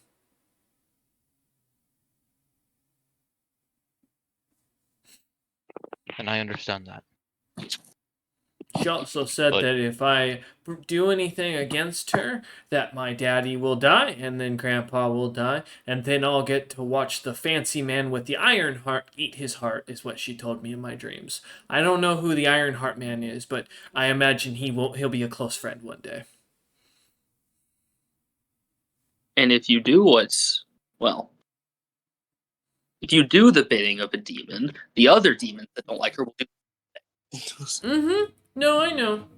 I know that according to what I've seen, I will, well, once I become a great king, the demon lady will leave, and well, then I will become the great king that I was supposed to be. I have to do this. It's what the people require. What if we could make her go away without that? Yeah, shrugs, looks at you, and kind of tips his head and goes, "She'll go away on her own. I don't see a reason to cost myself a chance. I can study magic like I have been, learn the spells I've seen, and once I have, I can protect everyone as needed. She'll die regardless. She knows that. I told her so. She knows who kills her." Is it a mercy to kill a child so they're not stuck to a demon? Technically, yes. I'm thinking from my character's mindset, not from generalist mindset. Alice kind of continues to sip his tea. Mhm. You can think on it. I think you should. You're a smart boy, Alice, and Mm-hmm. your And I potential told is you no. bright. Why do adults always think that just because we kids don't agree with them that we're not thinking smartly? Have you thought about the fact that I think from a different perspective and have seen things that you haven't and have had experiences that you haven't that make it so I look at things way different than you do and have a perspective that makes me unique, which and therefore by telling me I'm not thinking about it because I'm not choosing to go with your decision, that makes you look more like the idiot. Why should I act like have to be the child in this situation? I've made my decision. I don't want to do this. I understand the situation. I know you could kill me. I know that's expected, and that's what could happen. I know what's going to happen if I live. I am standing by what I have chosen to stand by. I will protect my people when it's my time. As he kind of gives you a defiant but brave look, a spark of fire in his eyes. James is going to give him an honest smile. Soft, kind. Now hold on. I stare at the child. I look at James. I say it's a skinwalker. Leave the room. I'll handle it. That's not a child. Children don't talk like that. Don't talk. Kind of looks up at Soot and gives him a bit of a glare and goes, "No, I'm just tired of all these old people trying to tell me that I'm not making the right decisions just because I don't do what they think. Let me think. I know more than my father. I studied magic more than he did, but no one listened to me when I said the big spell was going to cause the demons to show up, and look what happened." I have never met a seer that has accurately seen the future. They've all been wrong. As I stare at the child. Nods at that. True. He goes, there's a chance that what I see is not to be accurate, but I think that since there's so many who are after me of greater histories, even the icy lady herself, who in the books shows that she was one of the most powerful individuals from her time period, is seeking me out, tells me that maybe my prophecies have something of value to them, even if they may not be right. Maybe they're the right path. And if that's enough if that's enough to show me where I need to go, then that's what I'll do. And that's why I will study the magic I am. James will look at him, look at Soot. Do what you believe is best then, Soot. Can you turn around for just a moment? As James will stand up, say, Alice, you've made your choice and it's honorable of you to stick by it. And turn away. I'm gonna knock the kid out with a long stick. Alright, let's see what you got. Go ahead and roll an attack. As James gets up and walks away. I'm gonna pull a Skyrim. He's gonna wake up in a different country. We're just shipping him off. Yes! If he's gone, the prophecy can't happen. Are we sending him to Utham? I don't know. We'll figure it out when we get there. 36. Yeah, roll your damage. Gotta- Non-lethal. Yeah, you gotta beat Nate. Oh, I can't fail. Let's see. That is, well, it's 8 on the die plus 9 from just the modifier. Whack! As the kid suddenly sees James get up and walk away, suddenly a thud is heard as a second one is heard as the kid head kind of droops onto the table, completely unconscious. Oh, well, so I pick up the kid. No one's seen this kid again. We'll figure out where to send him. No, he'll be gone by morning. It's like I'll start walking away. Start walking. All right, Send him I to will- the Blood Magic Grove. I will walk with you and then discuss sending Uga Chunga to get the ship traded in, and maybe, just maybe. No, it wouldn't be a good idea to send him with just her. All right. As you head down to the central. Yes. Maybe you should also take those rings off of him. You want me to touch the random potentially cursed rings? Fair point.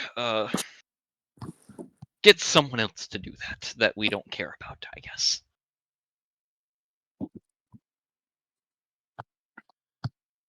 Alright. Okay. As James heads back over to find Bartimaeus sumo. and Rollman sumo wrestling in the throne room, now at this point down to their skivvies, and both of them wearing these like thick man thongs, as the thing describes like how to practice properly with the fighting style. Both Do of I them know basically, this fighting style? it's very popular amongst the nobles, yeah. To show like their Do strength and dominance. You know what? I'll go just walk over and start giving him pointers. Fuck it. I will be honest, these two don't need it, where Bartimaeus is big enough to where he can pretty much just push Rolliman around when needed, and Rolliman's strong enough to pick Bartimaeus up. The two of them are I'll figuring it act as out. referee. Fuck it. No. So what's the plan with this kid, real quick? Well, assassination. All right. Zyrix is about to get a visitor in the night, and he's gonna be told to ship the kid off to a random direction. So, As we suddenly cut to the meeting with Zyrix in the tavern that's been taken over by the Deep Dark, I believe, Alliance is what they're called. Let me pull my notes up. Deep Dark Anarchists. Anarchist Fellowship. As you meet with him, he kind of smiles as you head into the upper floors of the tavern, where the management's office is kind of set aside where he stays. As you head in, a couple of trophies to some of the commanders' skulls kind of laying about and being worked away by some insects in a jar that he's kind of got set aside. Few of them mounted already on the wall with their names and like helmets on to kind of show what they look like during combat. As you walk over, though, Zyrex kind of sees you with the body and smiles and goes, I put the kid in a sack. I'm just carrying a sack. Just kidding. okay. Kind of seeing the sack, kind of looks at you and goes, can I help you, butler of the House Ironheart? Yes. We have a problem and a solution, and I need assistance. And what is in it for me? What do you want? I Well, get- other than not dying a horrible death, as we will if this isn't solved. You think you can kill me? I didn't say I was going to do anything. I said we have a problem, and that we will die if it's not solved. Nods and goes, why don't you tell me what you think the problem is, and I'll tell you what it's worth. Sure. In the simplest terms, we have a boy tied to a demon, Mm-hmm. and that same demon is going to make sure that we all die, so who they want to be king can be king, which is the boy and the boy's father. And this boy would be just some random kid off the street, or... No. The son of Julia. He nods at that and goes, "So you want me to help you remove a political rival that ruled this city and that is a child?" I just him to go live in a different city. Country. No, Preferably country, but city would buy us some time. you want me to remove him from the chance of taking control of the territory, or do you want him just out of the way?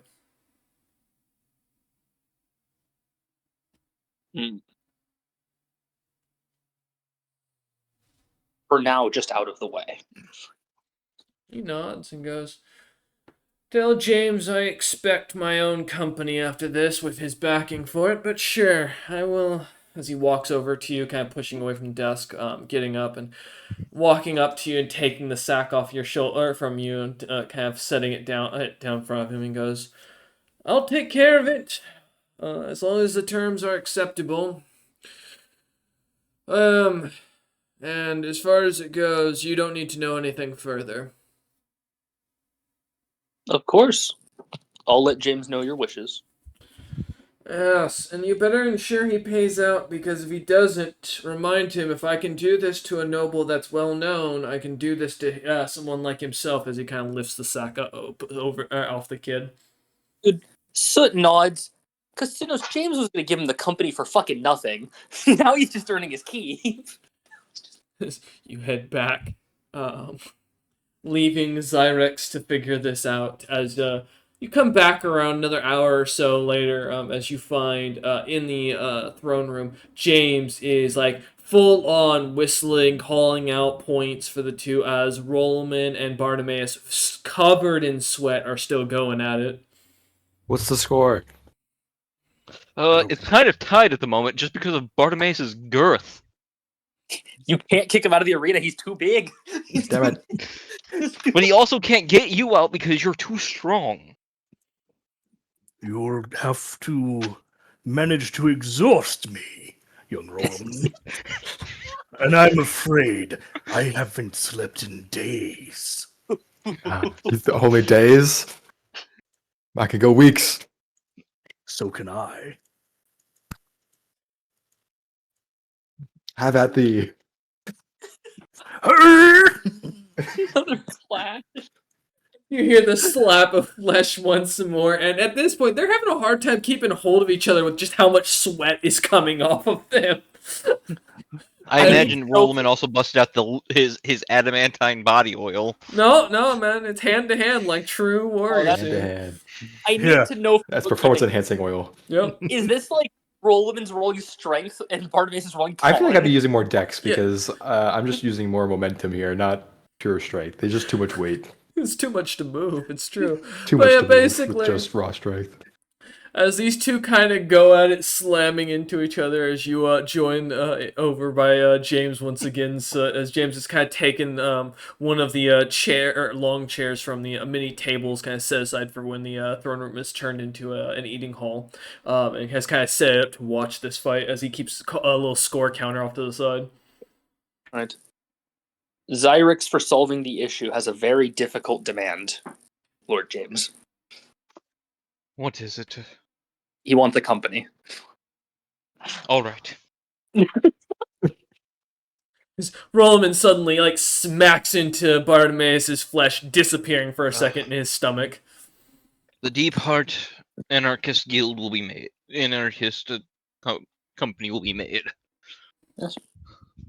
It's not a permanent solution, but he'll keep the boy out of the way for now. I'm guessing he'll also end up making it a permanent solution should the need arise. Who knows? He told me not to ask. As Bartimaeus' stomach, or as he like starts sucking in air, and you hear Rollman start to a slight like sound of a scream as Rollman can't really breathe, and at this point has like hair and flesh in his mouth from Bartimaeus' stomach. Suddenly gets plopped out for a second. Move. Rollman That's not pops written in the out, textbook. covered in sweat from the flat fold of Bartimaeus, as he kind of lets out an exhale, kind of shrinking down a Travel, little point bit. to Rollman. Rollman now in the lead. Rollman, you are covered. Good. I'm improvising, you see. I'll start improvising too then. Turn invisible. All improvise. Pulls out a sword. Ah, No. double improvise. I cast grease on myself. Oh, Oh no! I'll triple improvise. Yeah. What's your This is comeback? just evolving. This is no longer dwarven sumo. Dervish dance. Ah, fog cloud. True sight. Ah, fog cloud. it's still fog cloud, jackass. It's just a My fog. own fog cloud. What? As a whole vision of them disappear as Soot says, or as James replies seriously, and then looks over suddenly and just sees a cloud of smoke. Now, James, this is our one chance to go get a midnight snack without Bartimaeus eating it. As I whisper that to James. I cast James mage will hand. get up. hear- James won't even stand up. James will just start floating and follow. Yeah. You hear suddenly the sounds of a slight scream as Bartimaeus casts Mage Hand, and suddenly the sounds of Rollman being wedgied in the background can be heard.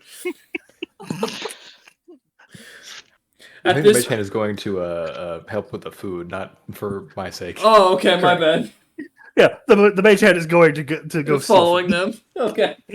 That's the sound of wet slaps and annoyed anger coming from Rollman as he tries to grab the You greasy know hog. how it feels about stealing food. I will stab that fucking mage hand. I'll dispel it.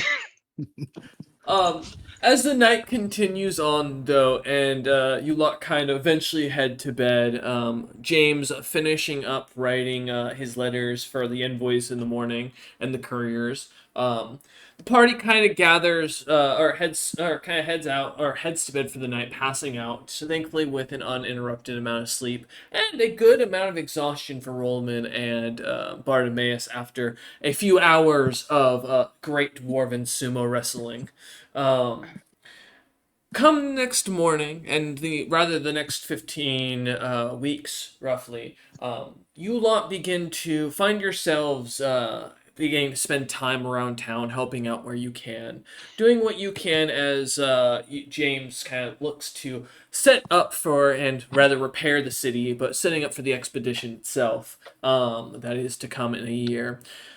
And with that, we'll kind of fast forward a little bit, about 15 or so weeks, as I'm going to go through a bit of the downtime of the party members, just so that way we kind of have it covered on a record in the background. Going with the easiest ones first, with Bartimaeus and Soot. Firstly, starting off with the investigating and interviewing process of the many new crew members after James would send a list of what crew he was looking for. Getting a long list of applicants within a few weeks, the two would, with the combination of spell and ingenuity and experience, manage to learn quite a bit about the party members, or the new potential party members they had found. Going from there, Bartimaeus himself would decide to spend his time learning some language, having fully realized that he had some time on his hand to pick up something extra. Would also do some training with his magic before calling it really an easy time. Other than his constant investigation of the party's new members with these potential new expedition members, and then of course doing a little bit of his downtime by fiddling with James's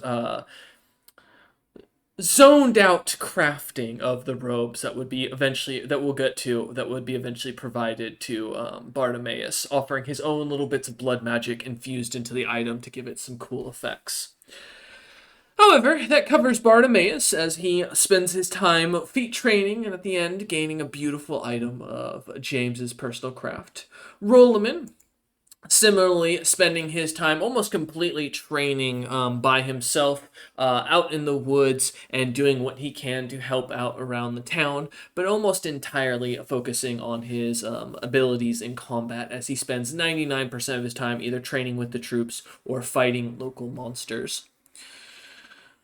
Going down from there, our good buddy Soot, who spent his time, like I said, investigating into the many crew members that he was looking for James, would then end up spending the rest of his time doing a little bit of training in combat, similar to Roland, doing what he could to train with some of the troops as and some of the mercenaries for their many experiences, as well as ensuring that none of them got too rowdy in town, while getting himself a chance to do some herb buying, as well as buying a few other things and food for the month for the crew.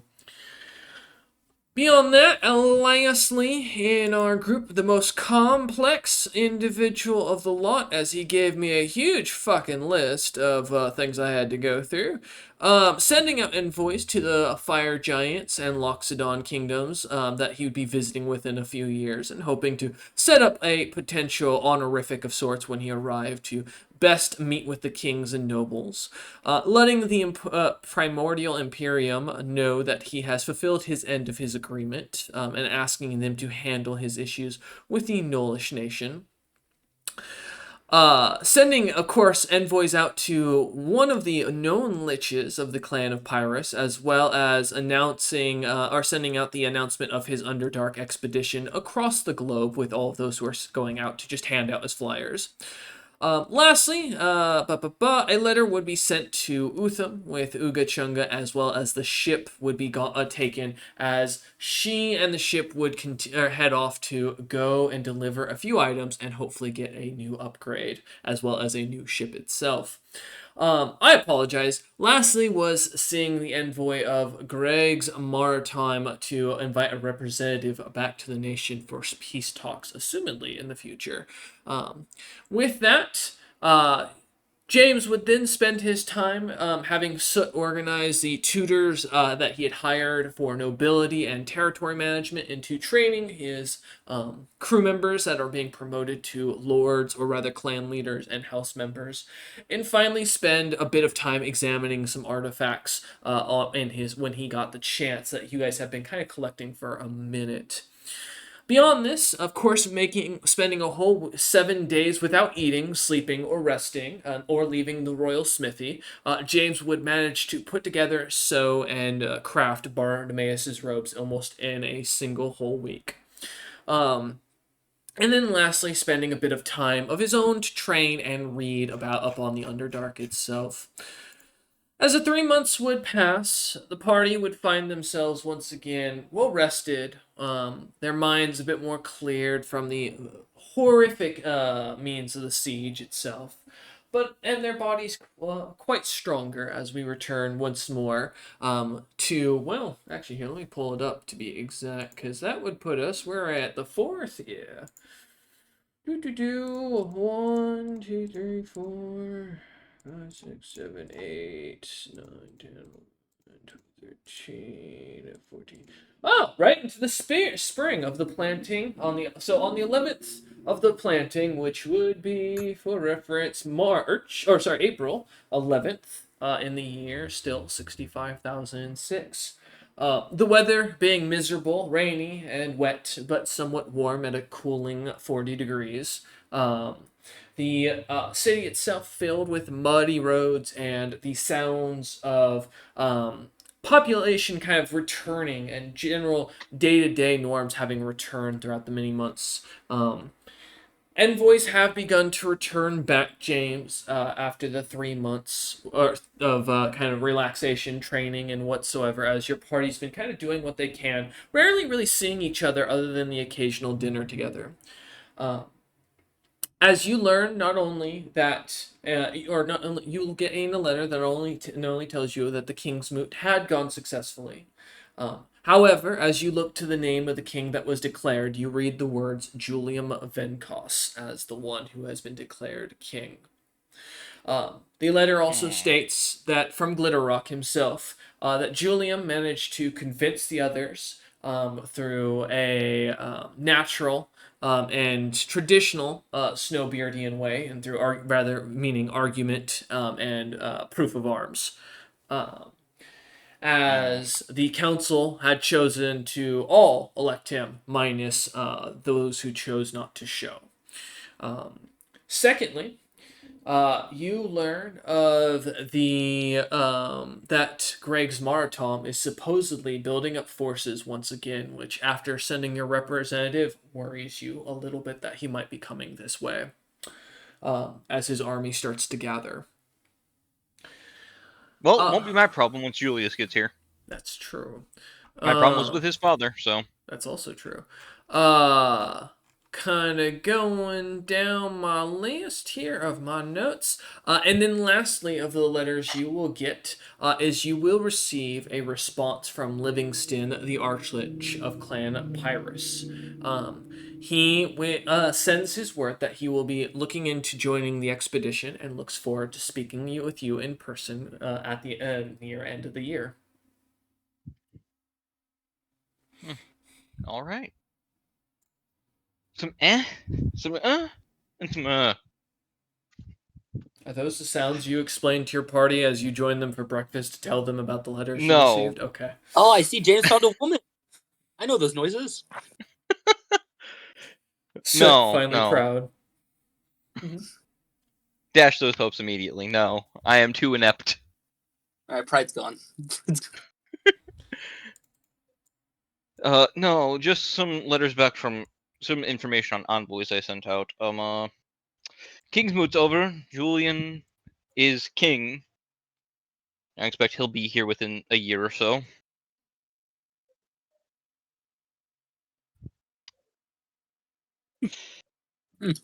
Unless he dies on the way. Well, there's good news in that. Now that he's king, you don't have to repair anything. Nope. This seems like a good thing. We should probably get the fuck out of here. We'll leave. As you hear a knocking at the front doors of the castle, as the doors kind of echo through the entirety of the castle itself. Damn, deposed already. Well, I technically held the throne for 3 months. I completed my end of a bargain. I mean, as the butler, I have my job. And stop. James getting cooking. his shield ready. As you kind of stop Look, stirring. you see, you helped to defeat the demons. That's why you were here. You knew there was tomfoolery going on. As Soot walks away, Soot, as you answer the door, you see a courier with a Venkos sigil on his chest as he looks at you and goes, I have a message for James. Says, course. Get the fuck out of my house. Get it here. Kind of nods and follows you into the back to the kitchen as you bring him in where Bartimaeus, Earlman, and James are enjoying their breakfast. As he kind of looks at all three and kind of bows and goes, I'm not sure which one of you is James. That would be me. He nods at that and goes, aye, perfect. I have a royal decree here from you, for you, if you don't mind my, as he pulls out a letter and kind of starts opening this, like, scroll. Well, if it explodes on him. I'm getting ready to duck under the table. Kind of opens it and begins to read from it as Sit walks back over and begins to stir for what he was cooking once again and goes, To the Honorable Lord James of House Ironheart. My name is Julian of the House of Venkos, and I have come to recognize what you have done. Because of your honors and what you've managed to do for my family, I have decided and decreed that you will be given the right to Venkos hold. The expectation is you will be required to maintain the fortifications and protect us in the defense of any invading foreign armies. Your great deeds have shown your honor and respect for the Dwarven people, and my people deserve a champion who can keep them safe. I would be a fool as a king to not recognize what my father had done to you and what you were forced to do. Therefore, what I ask is that in exchange for you keeping the territories you now have, you recognize yourself as a house and swear fealty once more to the Venkos house and a right to protected territories. Meaning, I will not bother with yours or your descendants' lands ever. You will keep the territories you have won as listed below, and from here on, the only thing I require is you to pay the tax to the crown as is requested of every major house. No taxes. Oh, taxes are. By the way, 26 cents motive. Forgot to put the +8. What do you? Since Who the are you letter- sensing Who do you motive sense on? motive? Letter? Letter. Yeah, I that's don't motive. trust Julius as far as I can throw the man. I'd argue that's a praise. It's an Uh, item. well, yeah, I was gonna say that it would be Okay, a praise, or All right, that I Maybe. take calligraphy or decipher script if you're trying to confirm if it's his handwriting. This is like trying to read a text message and be like, are they doing this sarcastically, or is this like they're being real? Like, is I this don't bullshit? know. How bullshit is this? What I'm trying to say is, I don't think we can get jack shit out of this. Can I argue profession mercantile to get the You know true what? meaning I'll of take this? that. Yeah. James, Okay, I 20. got That'd Can be I a roll Butler as well? 24. Okay. What's up? You can have the shitty castle if you manage to repair it. Exactly. What's up, Soot? Can I roll profession butler since I was a royal butler for these kinds of things? Sure. Dude went, hey, 24 profession you merchant. stole my home. You get to fix it now. And in return for being allowed to fix my Taxes. home, you might get to keep it until like people forget you're a hero and I can kill you for it. Looking it over, you do recognize Soot, the very clear political strategy in this. It's pretty obvious the genius Julian's putting here. Not only, as you put it, is well, actually, before I get into that, since you did have the higher roll, James, let's start with you. This does seem to be this is a legitimate contract to confirm. The contract, as you look further on, does continue on for quite a bit, and basically goes in to honor you for your great deeds, killing demons, recognizing that you ousted a cult of goose lycanthropes that had taken up in the territory, and that you have managed to win the hearts of the people, and that the territories are recognized as the Treasure Horn's capital city. Last Spire itself, of course, your family's home, and then Venkos Hold. It's legitimate contract. This seems to be, and I mean, yes, it's more as you realize he's probably going to build a grand fortress for himself, and by distancing himself from his father, it makes him look like a better king. With time, it makes it a lot easier to keep people from remembering how terrible the Venkos are. Is there any room for negotiation? Because I want him to No, release this is a this royal very damn. decree, to be very clear. He seems to have specifically given this as an announcement. Like, this is a gift from him as a thing to show peace. He probably said this in person to yes. after they declared as king. It's probably this was probably, and then to Soot, what you realize is two things. One, firstly, Julian is, while he's an intelligent individual, this is 100% a political maneuver. He is appeasing those who supported James for the throne, and therefore probably whoever James supported for the throne. Clearly, as James did not seem interested in being king. And on top of that, as you recognize at this point, by basically having James, who has a fuck ton of money and influence across multiple nations, running one of the most defensive fortresses in the Snowbeard Nation, it would probably be very valuable because it'd be really hard to penetrate it. Thirdly, he's broke! You took all his family's money. Yeah. The dude has nothing. If he's literally basically got to make peace with you, or he's fucked, and then he needs the money from you to build a new home because he can't come here because he has no army. And if he loses to you, what I'm he loses hearing is, if kingship. I refuse, I win. I lean over to No. James to whisper, as any good butler, right? Realistically, you can accept. The Dwarvenlands as a whole are better for it. You bend the knee, and you'll have to set someone in charge when you're not here. If you say no, the nation hates you. You can't come back, but the nation will be screwed because they'll have no money. Be greedy asshole and win, or be benevolent person. Well, there's option 3. You force them into talks. You really have time for that, though. No, I don't. No, you do. You send someone there saying you want tax breaks. That's true. You can negotiate less money to be given to him so he can spend It more wouldn't be, of time course, getting not built permanent. up. But you could say, I want this much less tax over the course of a few years, for example, due to the repairs needed to be done. It's quite reasonable. What were the taxes requested in or stated in the royal decree? Courier looks over at you and goes, it confirms 50% of all earnings made. However, if you cannot maintain it in earnings from coin, goods are acceptable to be sent back to the new capital that will be put under construction. James immediately goes, I'll have to send someone to negotiate that. As you can see, the city needs massive repairs. Sir, If he I'm wants a an defensive envoy who was fortress- raised as a Yeah, I don't commoner. know why you're I trying to do convince this not guy. care. I'm here Yes, to just tell give you fair my enough. words. If you do not agree, please give me a scroll and I will carry it back. Yeah. Yeah, just you don't have to gerrymander the poor scroll carrier. That's getting fair. paid James will silvers, quickly man. fill out AM. Sir, this is Wendy's.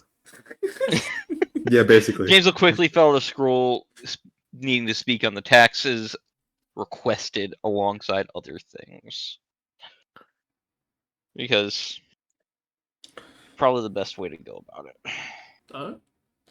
The envoy You will win, take it, basically. the scroll by the end of before the end of the day, and head off back to the Runesville. I will also tip the envoy 2 silver.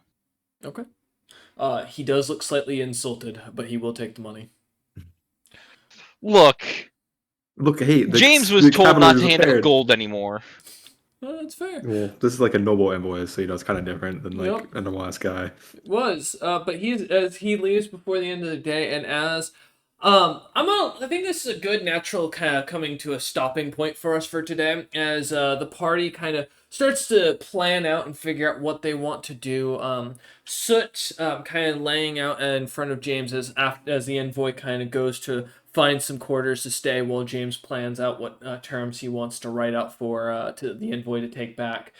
Soot kind of puts in front the job requests from the guild that were specifically to you lot from the city, basically, that had been posted, as well in the guild overall for any way you take. But these were specified to be given to you lot. As Soot kind of Alongside the delivers them. list of hireable people that James then has to sort through. Yep, as well as a report on those Oh, that look at all this had piece of shown paper. up. Yeah. Well, and as you Printing out look 3 day of over, those. there's so much paperwork, and as you realize, being the first mate who doesn't have to do any of the fun paperwork, it's so nice. Yippee! You just the right hand to James. That's all your job is. But as you lot kind of begin to gather, looking over the quests and trying to figure out what you wish to do, I think we'll end things here for today. We thank you all for watching. We hope you enjoyed, and join us next time for the party's fun times with the Bloodstorm. Take care.